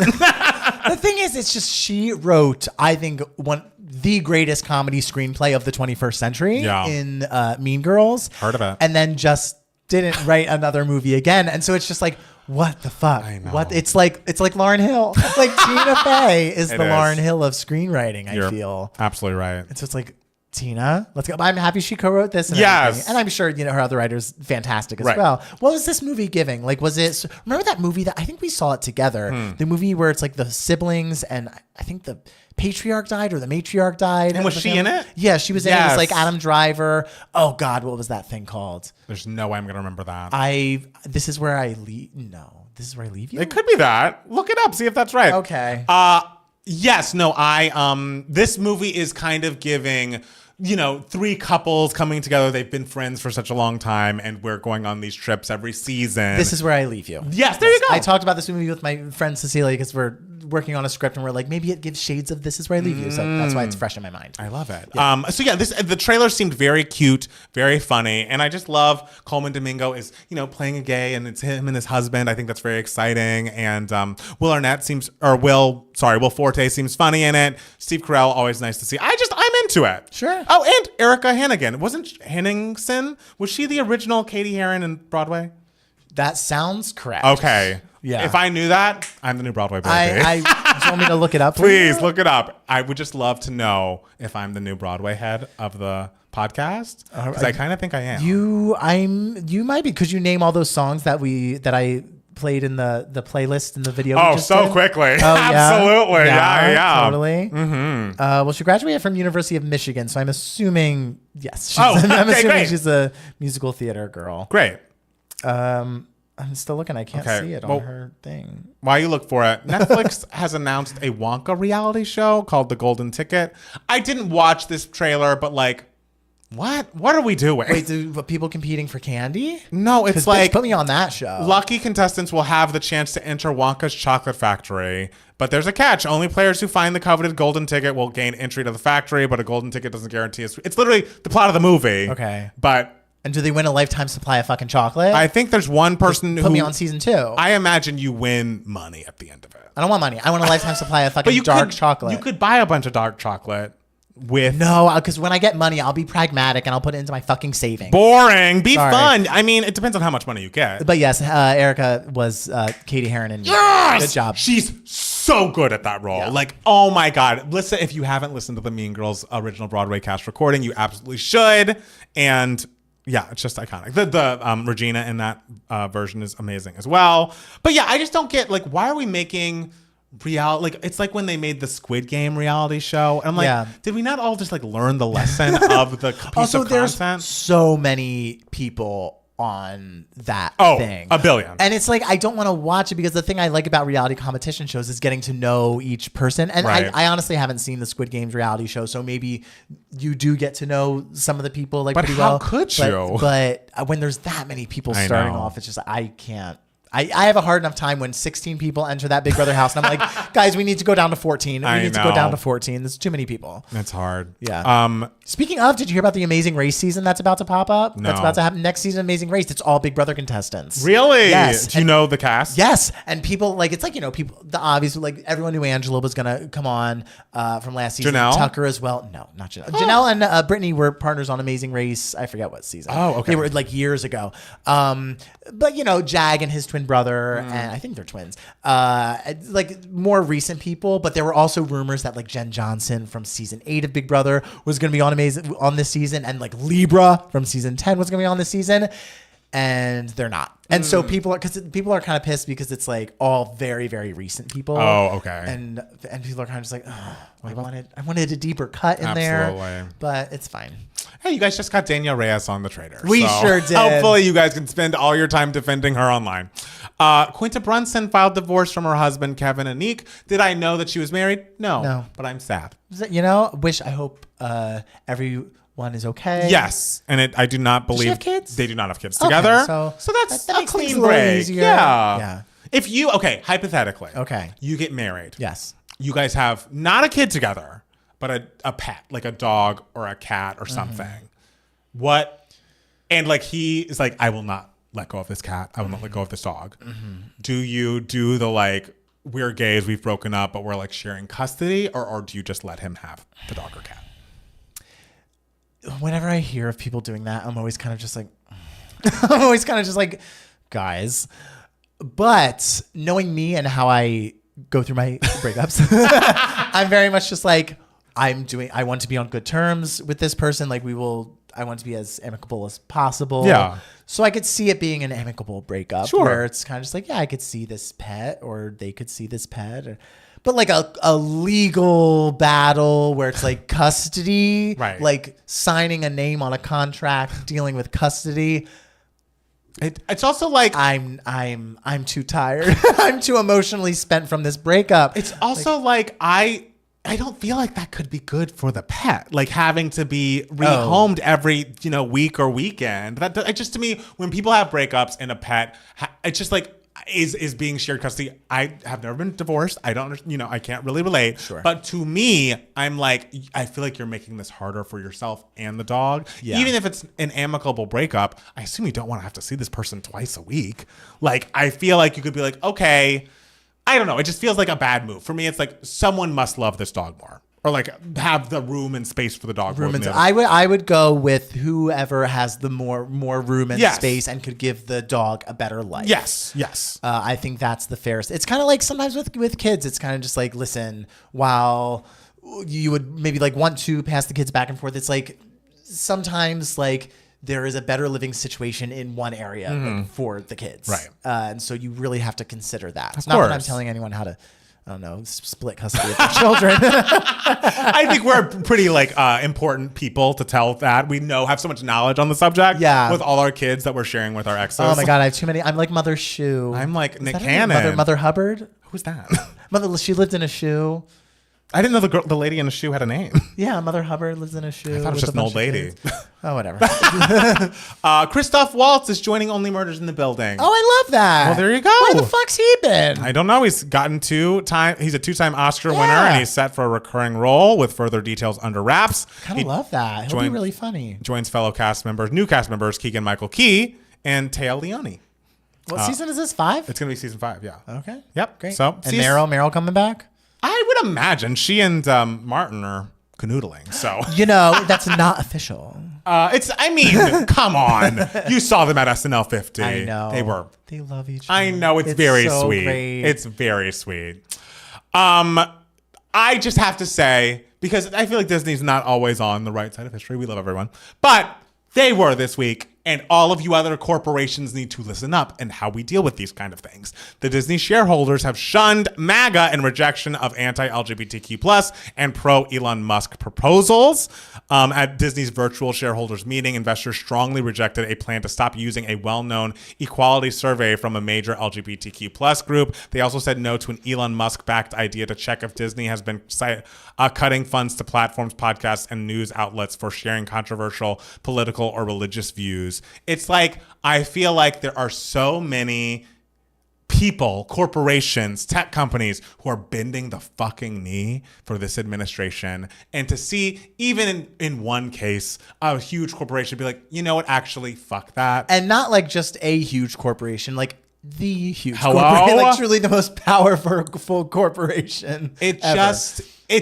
I just feel like I would love to see more of this, more headlines like this, where we're not just going to do what this terrible administration advises us to do, just in case they might give us some money or like let us off with something. It's just like, can we not remember our humanity, our fucking souls? I realize I'm asking corporations to remember their souls, like LOL, how's that gonna happen? But I would be nice if now was the time. Yes, so Disney did great this month. Everyone go see Snow White. Yes, everyone go see Snow White. Support everybody. Support everybody. Matt Steele, do you have any other news for idiots? I don't think so. Okay, well, we're gonna take a quick break and then we'll be back with more 2Gay Mats, the podcast. Cute. Man, we can talk about nothing, huh? Nope, there was nothing. Because we haven't had news for weeks. No, it's been rough. But thank God. Good for Disney. Yeah. Doing something right. Well, I'm shocked about Disney. I was shocked when I read it. And I was like, you know what? I'm keeping my Hulu going. Lauren wants to know if your announcement is that you're going to be getting a pet. No, Jackson's allergic. And we're both like, nah. I mean, no, we like animals, obviously. But it's like, that's a lot of responsibility. We like to travel. Yeah. Hi, Match. It's Judd. I told her. She said she already knew and loves me. I couldn't go to Wendy's, but I was so happy. I love you guys forever and always. Oh, I know. I saw that in the comment. Like, congratulations. Congratulations. Yeah, I think you told us in the Mayhem reaction, the edited version, when it was up on YouTube. Yeah. But yes, that's so amazing. And I told you, treat yourself to Wendy's at some point. Hello, Wendy's is all around. Yeah. Wendy's is Where? all I don't know if there's a Wendy's near me. I thought that there's one near me, actually. I haven't been to Wendy's in so long. I want to go to a Wendy's. Remember there was a Wendy's close by me when I lived at Water Street in NYU? And I was like, ooh, fuck yeah. Yeah. I lived downtown too my sophomore year of college. Really? I lived at Cliff Street in downtown. Yeah. I loved living downtown because all the subways went there. Not a lot of places to eat though. At least I didn't feel. Yeah. But I mean, yeah, I don't think there was. I like that area, and I agree it was easy with the subway. It was very easy to get to with the subway. And they pushed me to 26th Street I want to say junior or senior year, and it's like there were no subways around. Oh. There was nothing to do over there. Yeah. When we made them move us back. We made them move us back. We're going back to Water Street. Thank you. What do you mean they made you move? Like you just didn't get into Water Street again? We didn't get into Water Street. Oh, fuck that. And I was like, no, this is unacceptable. So second semester we got moved. What's happening on August 8th again? August 30th. 30th. Labor Day weekend. Labor Day weekend. There could be a performance in New York City featuring two people on this side of the camera. On this side of the camera, yes. Yeah. I love you guys so much. You guys give me the confidence. Oh, Fearless Swiftie, you are too kind. That is all your confidence. Yes, though. it is. You were born with that. You don't need us. Oh, Meryl and Martin are like Mariah Anderson. Anderson .Paak was sitting right next to her, just grooving to every song. I was like, look at this. You better be writing some that's the thing. good I need together. These songs. Yeah. I need these fucking songs. We want some hits. We want some Leave the Door Open. Yes. Hits, record, and song of the year. And you need to call up Bruno and get him on a mic with Mariah. Oh, what if they are feuding? Like, what if Anderson and... then I'd be sad for my theory to be true because I would love that. A Bruno-Mariah collab would be heaven. It would, especially for me personally. Ooh, if Mariah had like an All I Ask... It would. I need it. I need them to collaborate. I've wanted them to collaborate ever since he debuted. So many artists vocally should not be sharing the booth with her. He should. Lady Gaga achieved 10 of her 14 songs on the Billboard charts. That's a record in itself. That's great. Thank you, Dreamer Sonic. Yeah, I saw that she had so many songs on the charts and that's amazing. I love that. I do feel we are mad that Abracadabra didn't go top 10. I want to know what's happening in the country. Like what are people? Is it all just like radio stuff? Like people who listen to the radio? I mean, but it's got to be Spotify too. Like I feel like the Spotify listeners are not paying as much attention to Abracadabra as they should be. Like, let me see if I can get to the charts. That's weird. It is weird. What are you listening to? I have no idea what else. What else is there? I'm going to see if I can see where she is on the charts right now. Okay. All right. Do the research. Oh God, the anticipation's killing me. What? Oh, of this? What's your guys' favorite Taylor Swift song? All Too Well. Yeah, all too well. Okay. There is but one answer. I know, but okay. Well, I always find it no shade, but I always find it so interesting when people are like, my favorite Taylor Swift song, Ivy. It's like, what? I feel like every Taylor Swift song that's in existence, I've heard some Swiftie say, this one's my absolute favorite. It's like, ooh, the most random. It's like, no, like she has these epic, like giant masterpieces. Abracadabra is no shade to Ivy, but no, Ivy's fine. Currently, what number do you think Abracadabra is on USA Spotify for today? 62. 41. That's too low. Taste. With that music videos don't do shit now. Taste. Which is devastating. Don't. Taste by Sabrina Carpenter's above it. Taste is so fucking old. And Revolving Door is above it, which we like Tate McRae. Yeah. I assume Sports Car's above that, right? It better be. Well, not like better. It better be above it, but it better be above Revolving Door. Sports Car is 13. Okay. Pink Pony Club is 10. Gen Z is listening to the family-friendly Chapel Roan. They're not listening to The Giver. The Giver dropped, didn't it? Yeah, well, I'm trying to see where Pink Pony Club's number 11 on Spotify. The Giver's number 15 on Spotify, so it's still up there on daily Spotify chart. Abracadabra's the most listened to song on the album, apart from Die With a Smile, which I don't feature. Hey, you're in the right place. That's probably why you liked our reaction, because we were like, oh yeah, that was Smile. So my favorite should start Fearless. Yes, title track of Fearless. I think that song's underrated. Last Kiss. Oh, Last Kiss. We're Last Kiss people, and we're Blank Space people. Oh, I didn't even say who won. I have to say, remind me to say who won the poll. Okay. I'm obsessed with The Giver. The Giver is great. Remember when we were talking about when Speak Now Taylor's version came out, and we were talking about it on our reaction to it, and people in the Discord were just like, I don't like Last Kiss, and it's like, what are you talking about? I know, and they're like, what are you it's talking so about? slow. Like, What are you all talking about? I know, it was wild. That was y'all turned your backs on us that day. That was shocking. All y'all in the Discord. That was shocking. There are sometimes that the Discord and us we literally don't agree at all. Like about Golden Hour by Casey Musgraves. I think that's the entire gay community versus us. I was gonna say the thing is, I think Jordan agrees with us in the Discord, but that's it. That's the only person I can think of who thinks that the first 2 Casey Musgraves albums are her best. But they are. Fearless is my favorite Taylor title track and opening song. Oh, it's a great album. I think Speak Now is. I know. How can you not like Last Kiss? Thinking of all of her titles, I think Speak Now is my favorite title track of Taylor's. I mean, in terms of title tracks, yes. Oh, I would say I Speak love Now. Speak Now. I would say Speak Now. How was that not a single? I know. I mean, there's so many great singles on Speak Now. I know. And so many questionable singles as well. Like The Story of Us? Cute album. A cute album track. She's a cute girl. To this day, I'll always stand the fact that she took her own music back in the only way she could. That's a you know what move right there. I mean, hey. Oh, no, you both are right about those Casey albums. Thank you, Okay, Maxwell. The thing is, Maxwell and I would say 9 times out of 10 musically, we're like this. Okay. Like, I feel like he gets at, I get at, we get at. You know? I get it sometimes. Yeah, you get it sometimes. You get it sometimes. Sometimes. Some things we disagree about. We do. But that's okay. How do you feel about the song Sometimes by Britney Spears? I think it's nice. Okay. I can't say I stream it on my own accord. Right. It is very first album-y. We're happy. We're sweet. Yeah. Yeah. I agree. Which is not my favorite Britney. And but she doesn't like it either, but there Okay. are some people who are like into Sometimes. I'm like, I'm not one of those. No. I hate Speak Now. I'd probably put it in her 5 worst songs. Lauren. That is wild. 5 worst songs Dua egregious. and Troy asking a fan to leak the physical remix with a USB as That's well. funny. That was very funny. But That's it's also like, should we be leaking remixes from an era prior? You know, like, why are we not promoting radical optimism? Like, is she pretending that doesn't exist? Is she going to pull a Brandy? Be like, Aphrodisiac who?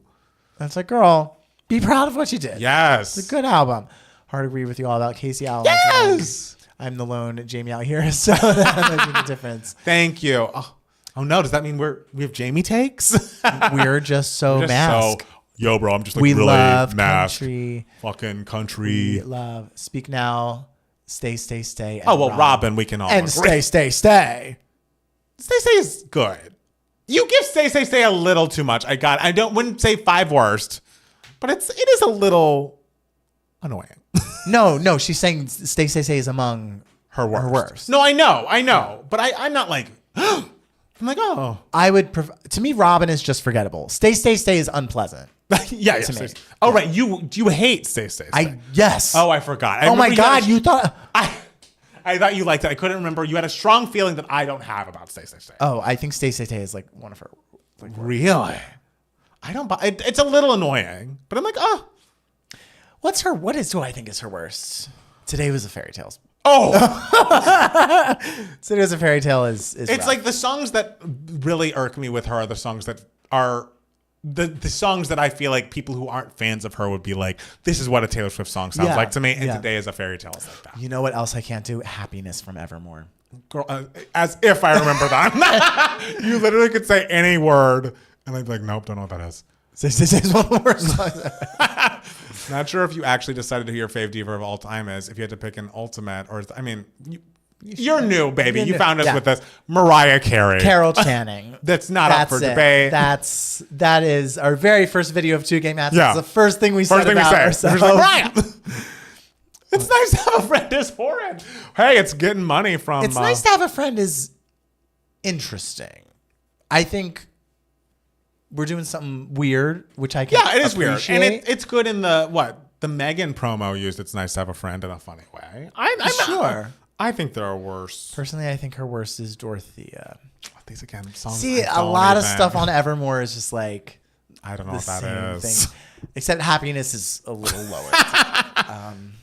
Not everything can be a Marjorie on that album. Not everything can be a 'Tis the Damn Season. That is a good song. That's a good song. Yeah. Yeah, I'm new. My bad. Don't be It's okay, no, Nathan. We love it. We're all getting to know each other. Yes, exactly. Here. Yeah, we love new people. We love, do. We love new Cathys. We do love new Cathys. The fans of 2Gay Mats are called Cathys, by the way.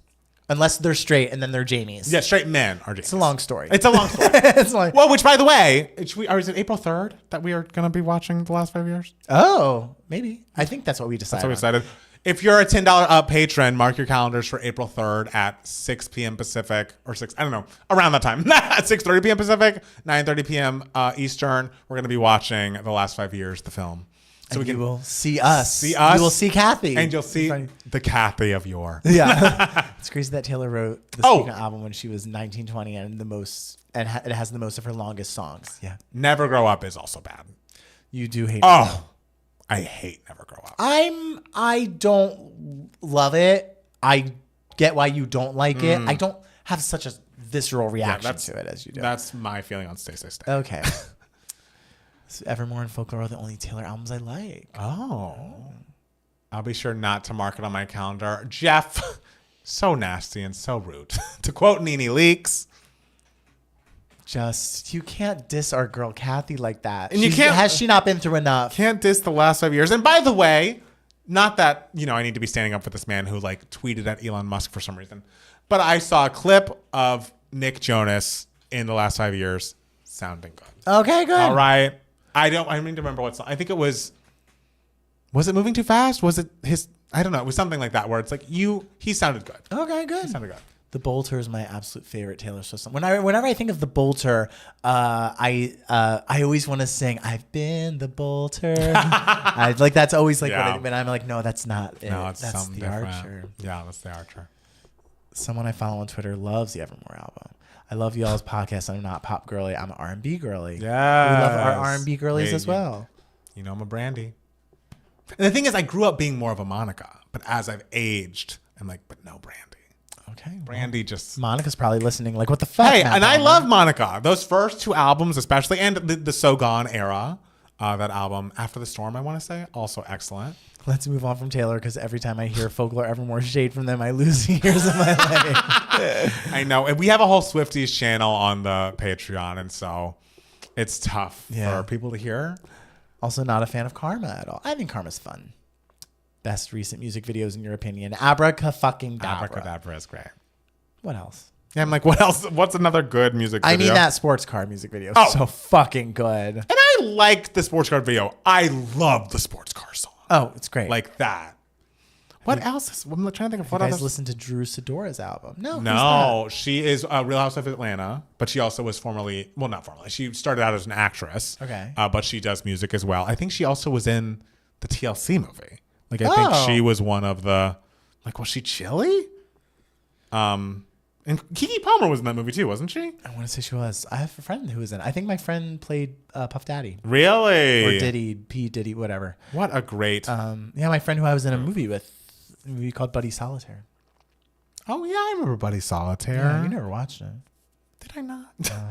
Did it come to streaming? I think it's on Amazon or something like that. Buddy Solitaire. 2016 it came out? Sure. I'm in it. I have a cute little role. Yes, Keke Palmer is Chili. Lil Mama is Left Eye, perfect casting. Yeah. And Drew Sidora is T-Boz, actually. But yeah, now she is a Housewife of Atlanta, feuding with Portia this season because Drew is making music and filming with Portia's baby daddy, Dennis, and was doing all that behind Portia's back. Oh, no. So Portia was like, can I break the fourth wall? And they're like, sure, break it. And she's like, you tried to film with Dennis without coming to me? Yes. I think you are a low down snake. And I was like, yes, tell it, Portia. Whenever a reality person calls another castmate a snake, it always works. Because for some reason, it's not the nastiest insult to my ear. Right. But for some reason, it always gets people going on reality TV. It's Oz. Good night, fearless Swiftie. Congratulations. Night. Congratulations. Yes, congrats. Okay, should we do part 2? Yeah, sure. Okay. You have to announce the winner. Yes. Okay. Yeah, start recording.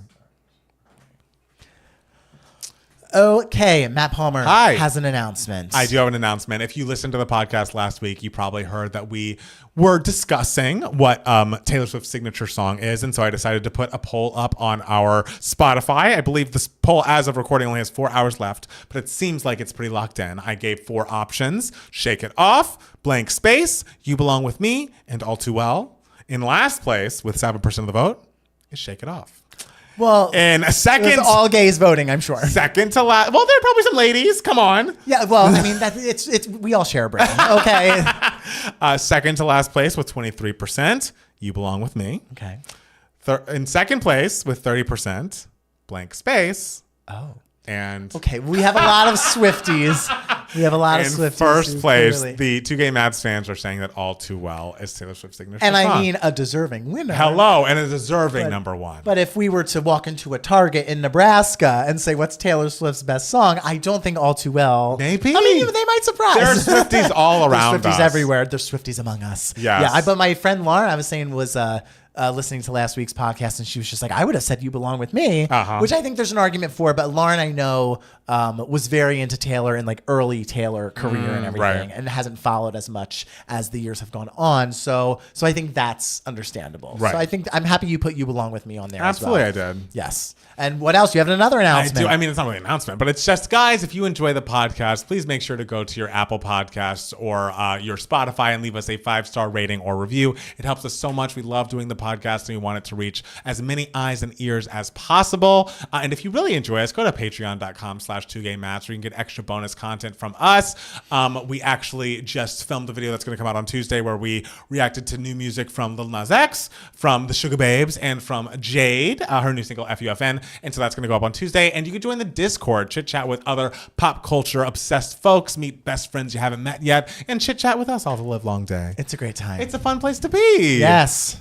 And Matt Steele. Yes. What section of the podcast are we in? We are on Email My Heart. This is the section of the podcast where we answer any questions you lovely people might have. You can be a part of Email My Heart if you email us at 2gaymats@gmail.com. Don't forget, 2 is spelled T-W-O. Don't be adding T-O-O in there. God.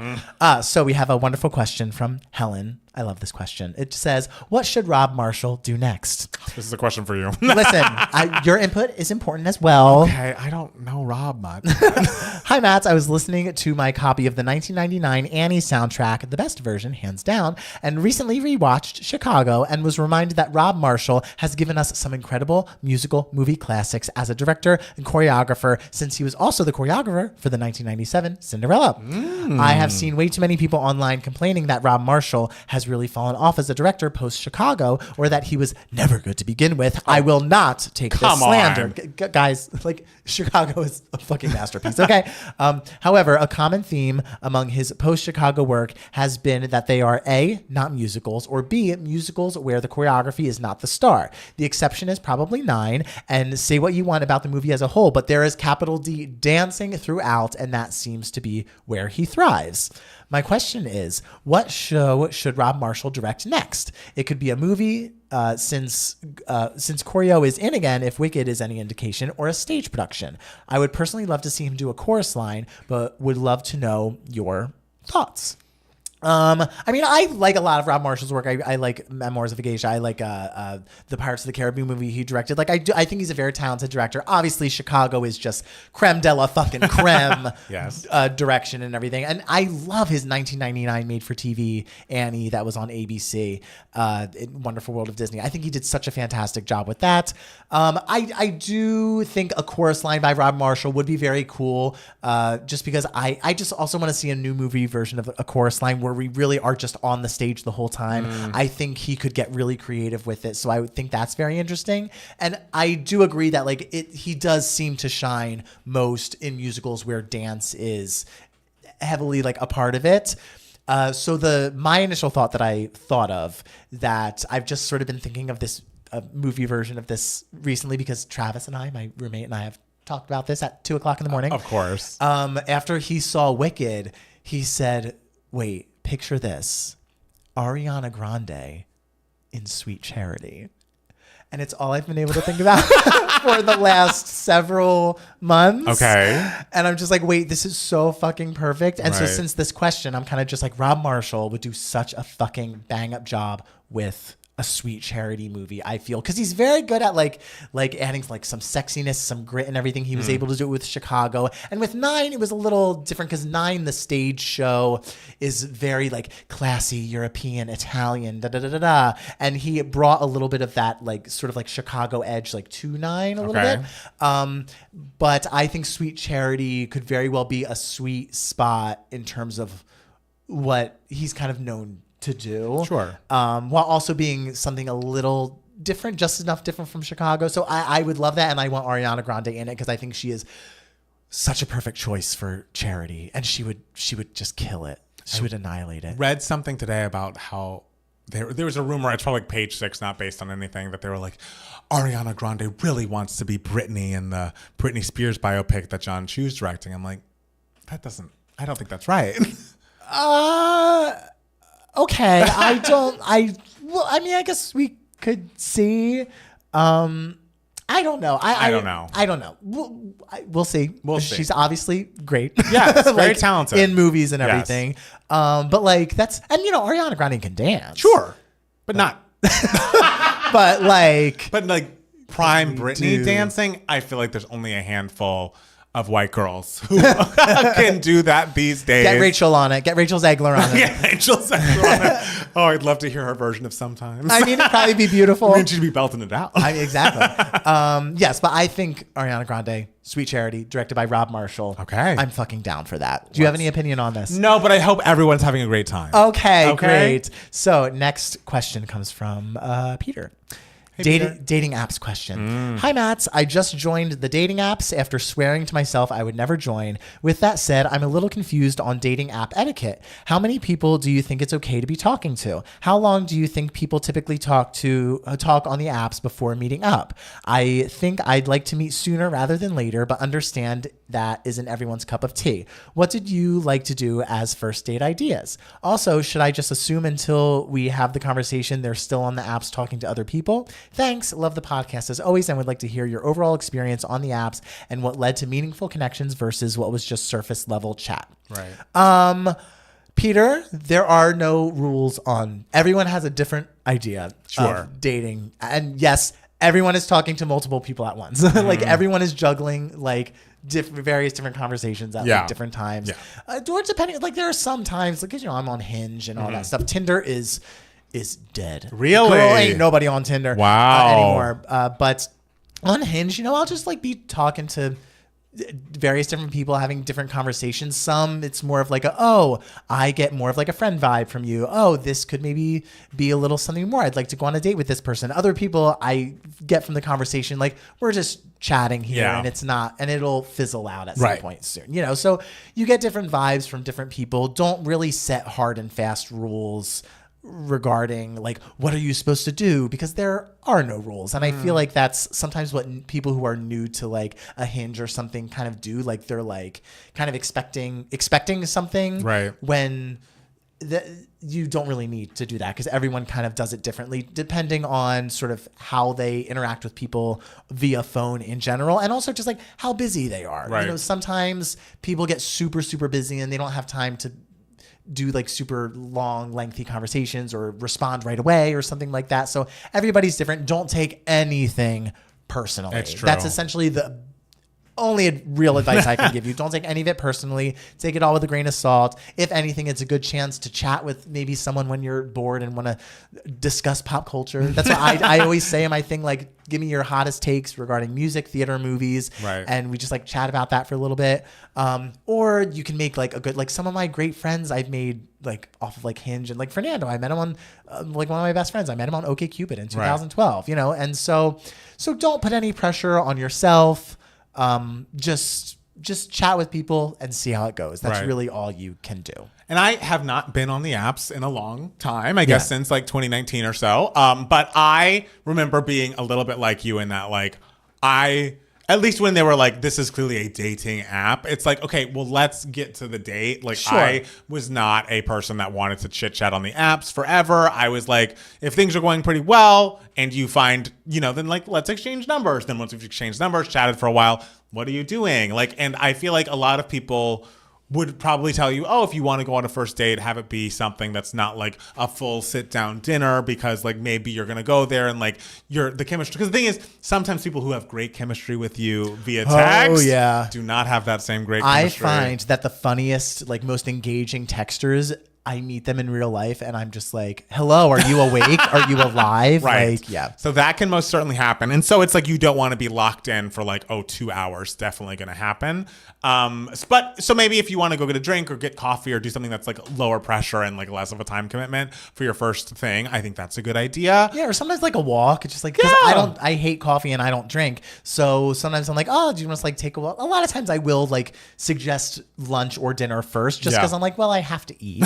I might as well get a meal out of this. But I'm also very good at, if I meet up with someone and I'm not into them or I feel like there's no chemistry, I'm still good at carrying out that conversation. Like it's something that I am good at. Yeah. But if that's not your speed, then that's And I remember being able to do it, but I remember there being certain people where it's like, oh, well, you're not trying at all. And babe, if you're not trying, I won't try either.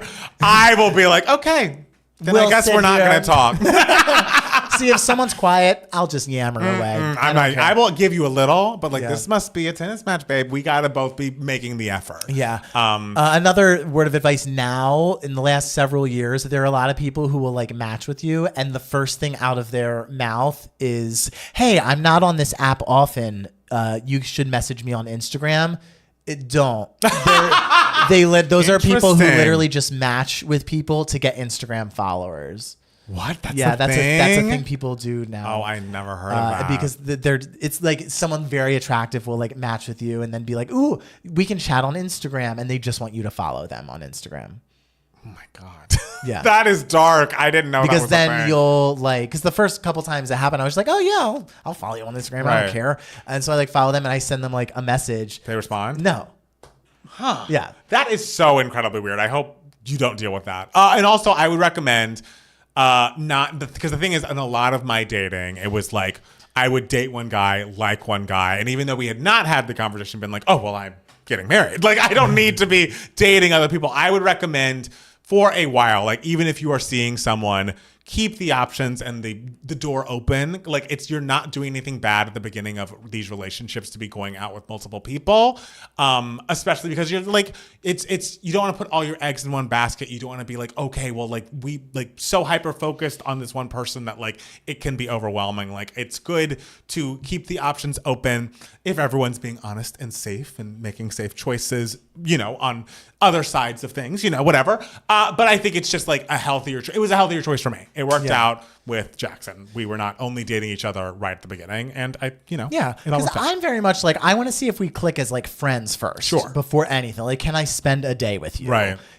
So going into whatever I tell anyone like about going on into a first date, it's like just go in with the intention of I'm gonna make a new friend and have a good time. Don't go in with the pressure of just like, oh my God, could this person be the one? I really think they're attractive in their pictures and everything. That was hard for me because my idea was always like, well, I have friends. Like I have a lot of friends. I'm not here trying to collect additional friends, but it is a good attitude. It's a good way to look at it. Yeah. And it's certainly better to not like put this pressure on yourself of like, okay, he's the one and I have to like make a great impression. It's like you should be testing to see, not testing, but like seeing if you like them as much as you are trying to like hope that they like you, like know that you have as much agency as the other person does. Sometimes we all get into the cycle of like, they didn't like me and like I didn't do XYZ thing, but it's like, okay, but if you stop focusing on that, did you like them? Yeah. And like sometimes your answer is going to be no. Yeah.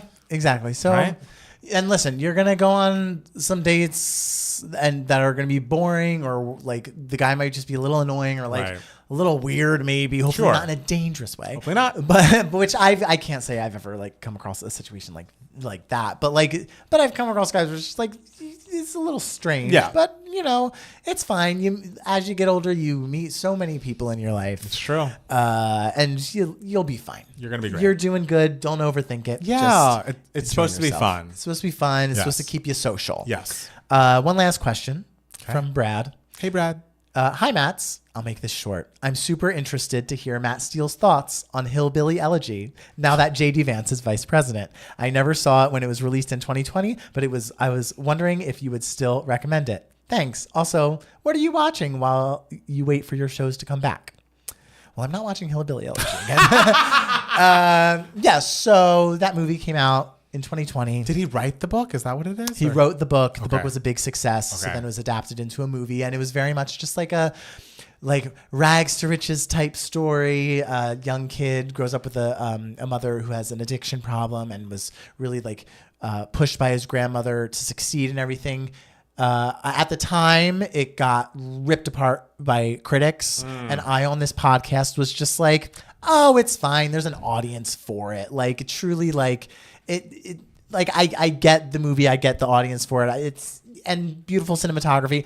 Glenn Close is fantastic. Glenn Close is excellent in the movie, and the rest of the performances are very good too. Amy Adams, everything. But I will not be streaming it again. No. Now that I know, now that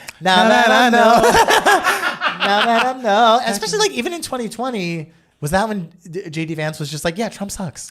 Remember? Back when, and now he's just sold his soul.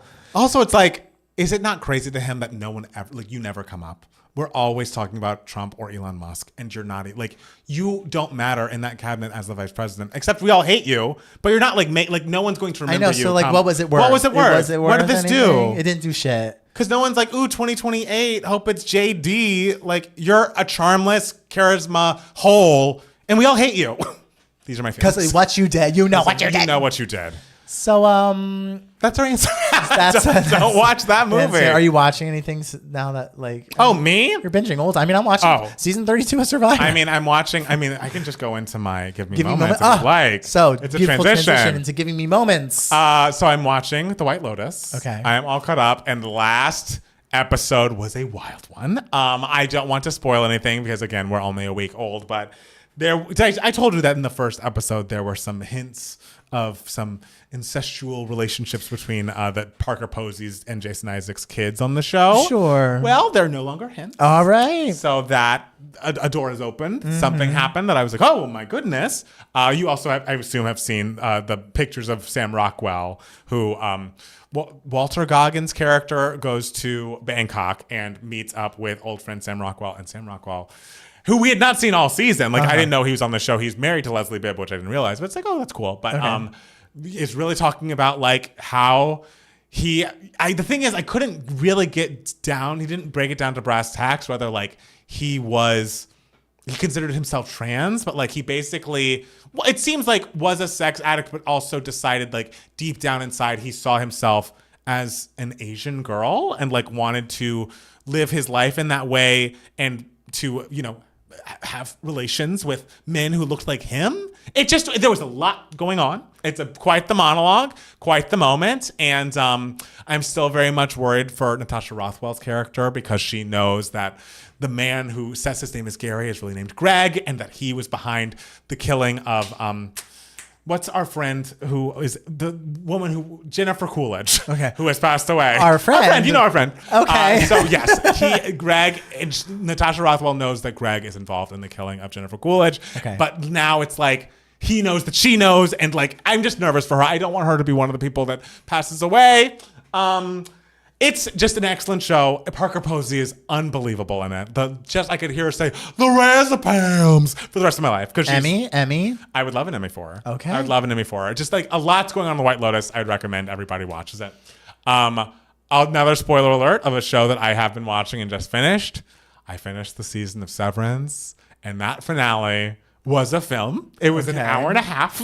Okay. It was very long, and it was a wild fucking ride with a lot of twists and turns.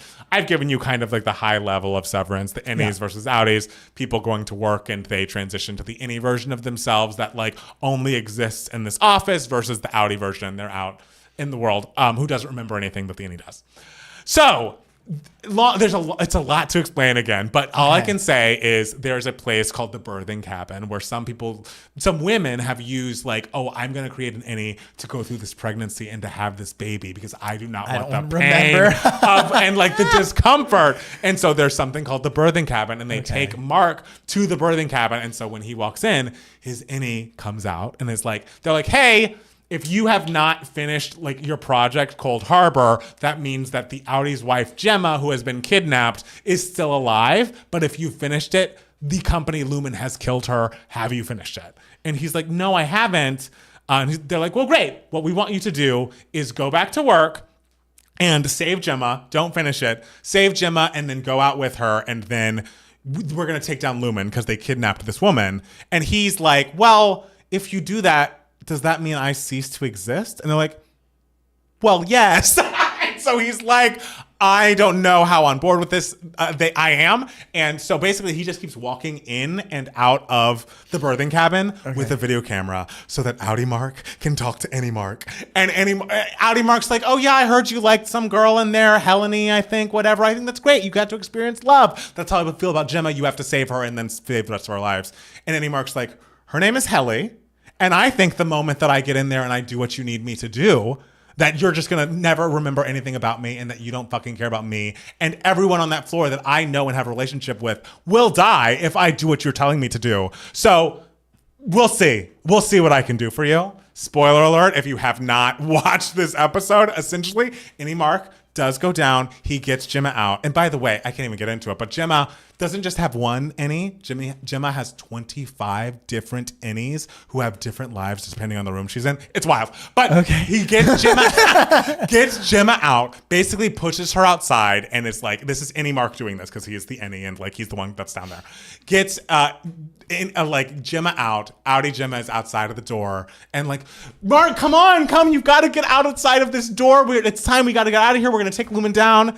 And Any Mark's sitting there looking at her being like, this could be the last thing I ever do if I go outside this door. But then Helly pops up from the back and is like, Mark.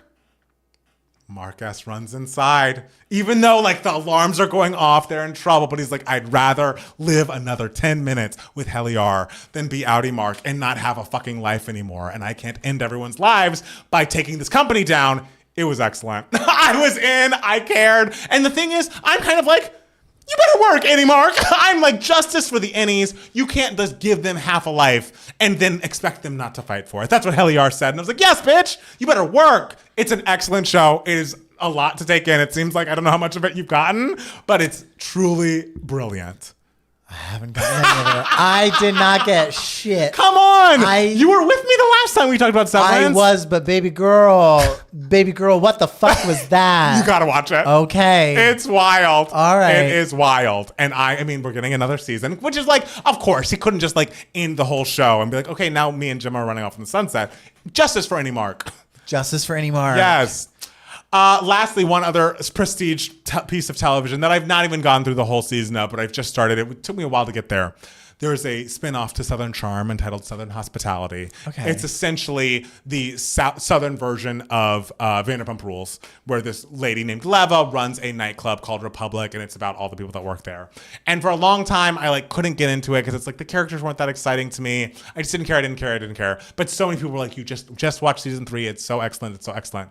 And I finally got through the first episode of season 3, and baby, there are gays on the show. There are people of color. Look at that. And everyone's a fucking mess. And I'm Perfect. Like, I love it. I've gotten to the end. They've also gotten the casting right. There's this new 21-year-old manager named Michaels, who's just like, you can tell has a heart of gold. And he's like, there's other guy that like, he kind of has flirted with me. And like, we've kind of gone on a date.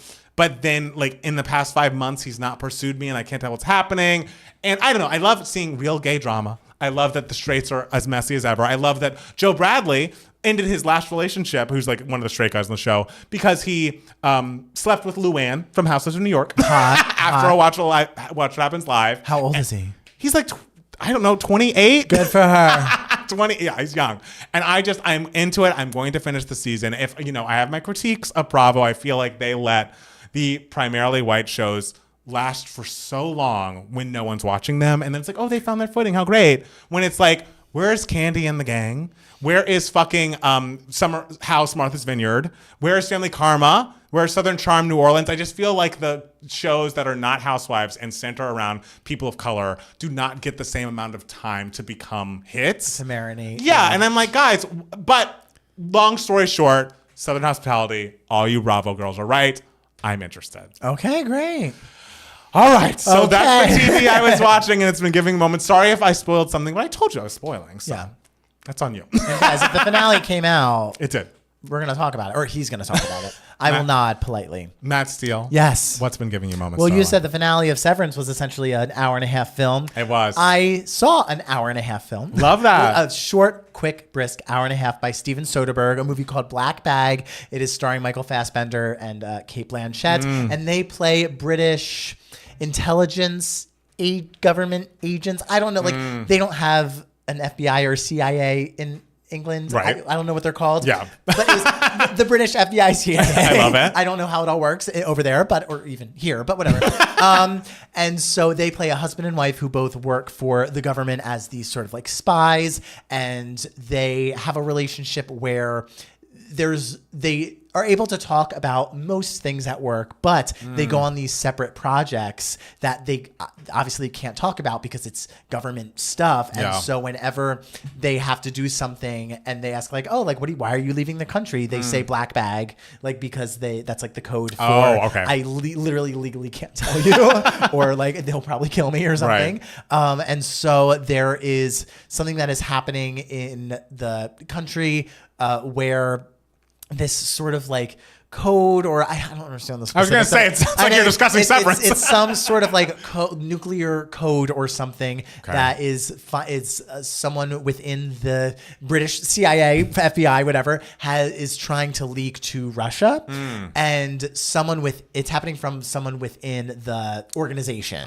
And there's a list of suspects that Michael Fassbender's given. His wife is one of the names on that list, and so he is trying to figure out, like, is my wife like a traitor to the country, because she's going on these secret missions, and so he's sort of like breaking these rules to sort of spy on her to figure out what she's doing. And they have this group of friends who are like on the list, and each one is sort of like suspected in their own way, and so he's trying to figure it out. And it's so beautifully done, like in terms of just like how like brisk and easy, like there's nothing in this movie that does not need to be in there. Every single, and I was very impressed by things like the technical elements, like the editing and everything. Every single edit, and I'm looking at this like as a filmmaker, just every single edit feels so like deliberate and intentional, and I'm watching and I'm like, this is so smart, like all these different things that are being done. And it's just like an enjoyable, good, solid movie that's short. And it's like, I heard people describing it as like describing a lot of Steven Soderbergh's movies as a slice of cake. Because he's very much a director where he likes to get his feet wet with different genres and different styles and everything. And he just came out with another movie earlier this year that I talked about called Presence, which was sort of like horror film that's not, more of like a ghost drama, I would say. Okay. A spiritual drama in a way. Sure. That's a little eerie. And so so he just loves doing new things. And so I've heard people describe his movies as just like a good slice of cake, like where it's like, it's there in front of you and you're eating it and you're just like, yeah, I've had cake before, but like, I'm just happy I'm eating this one now. It's always nice. It's always nice, and great performances. Obviously, Cate Blanchett, hello, Michael Fassbender, Naomi Harris is her name, the mother in Moonlight. Okay. Who was nominated for an Oscar. She's great in it. Yeah, it's the guy from what's it called? The Gilded Age. Renee. Jean Page? Yes. Okay. Gorgeous. Is he from the Gilded Age? He's from Bridgerton, isn't he? Oh, Bridgerton. Yeah. Sorry.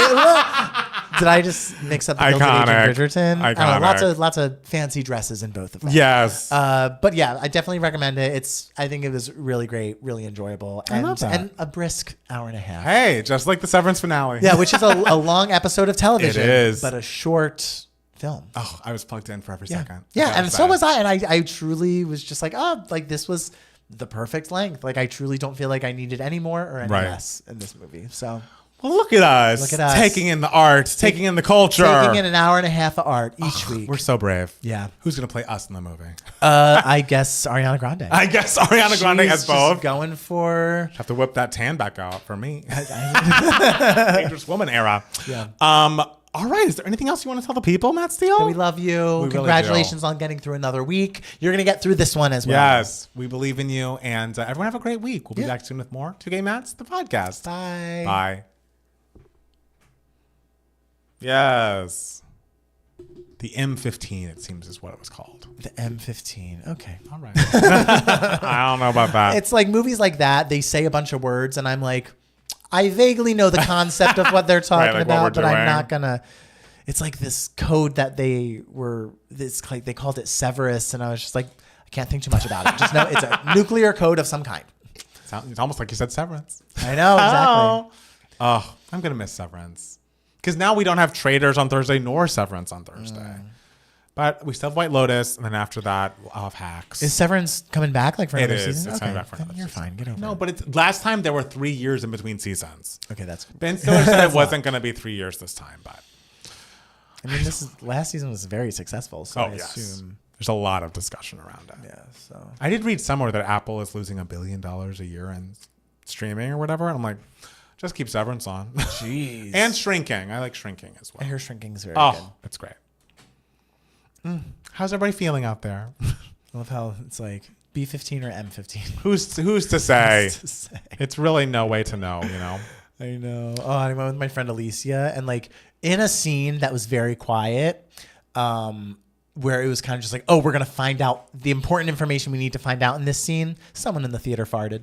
A loud fart. And so everyone in the theater started cracking up. No. And I was just like, guys, shut up. I'm trying to listen. Right. You're barely hanging on to like I'm hanging on to a thread here. Yeah. But I got it. It's like one of those movies. It's like Oppenheimer, where for a while you're just like, am I understanding this? Am I understanding this? Right. Am I understanding? And you're kind of having a panic attack throughout the movie. Like, I don't know if I'm getting this. Right. But then by the end, you're just like, I got it. Most of it. I got most of that. Most is enough. Yeah. But Oppenheimer is very different from an hour and a half. Like Oppenheimer, it's like you're on hour 3 and you're just like, am I getting this? No, it's MI5, not M15. LOL. Okay, sorry. Oh, MI5. I stopped watching White Lotus in our living room because the episodes are unpredictable and I don't want anyone walking in and judging me. I mean, fair. That's fair. No, it's not a G-rated TV show. No. I'm invested. Those brothers are kissing. But maybe if you just walked by, you wouldn't know they were brothers. No. Yeah. And you know, lots of gay guys date people who look like them. Weird ones. I don't. If someone's the opposite of me, I'm just like, oh. I know. It's like, great. Let's try that. I like learning something new about someone different. Right. It's like if someone's like me, I'm just like, I figure you out in 5 seconds. I'm not interested. That's true. You know, I mean, this is also why I like go for guys who love metal music or something. That's true. You listen to that whole metal playlist. I did.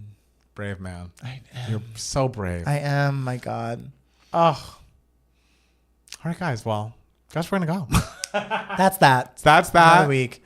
Are they brothers? I'm waiting for the plot twist. Fair. Oh, they're brothers. And also, like, I saw the clip. Yeah. And I was kind of just like, it seems like they were just like dared to do it. Like, it wasn't like they were actually right, but they were kind of dared to just peck, and then they did a little more. Yeah. Okay. Someone initiated more. What Taylor Swift song do you think should have been a single? A lot. You're on your own, kid. Sure. Like, oh, what a great song. Sure. I love that song. All right, guys. We love you. Everyone have a wonderful week. Y'all be good. You be good. Thanks for showing up. Come back next week. We'll be right here. We'll be here. In these chairs. It'll be great.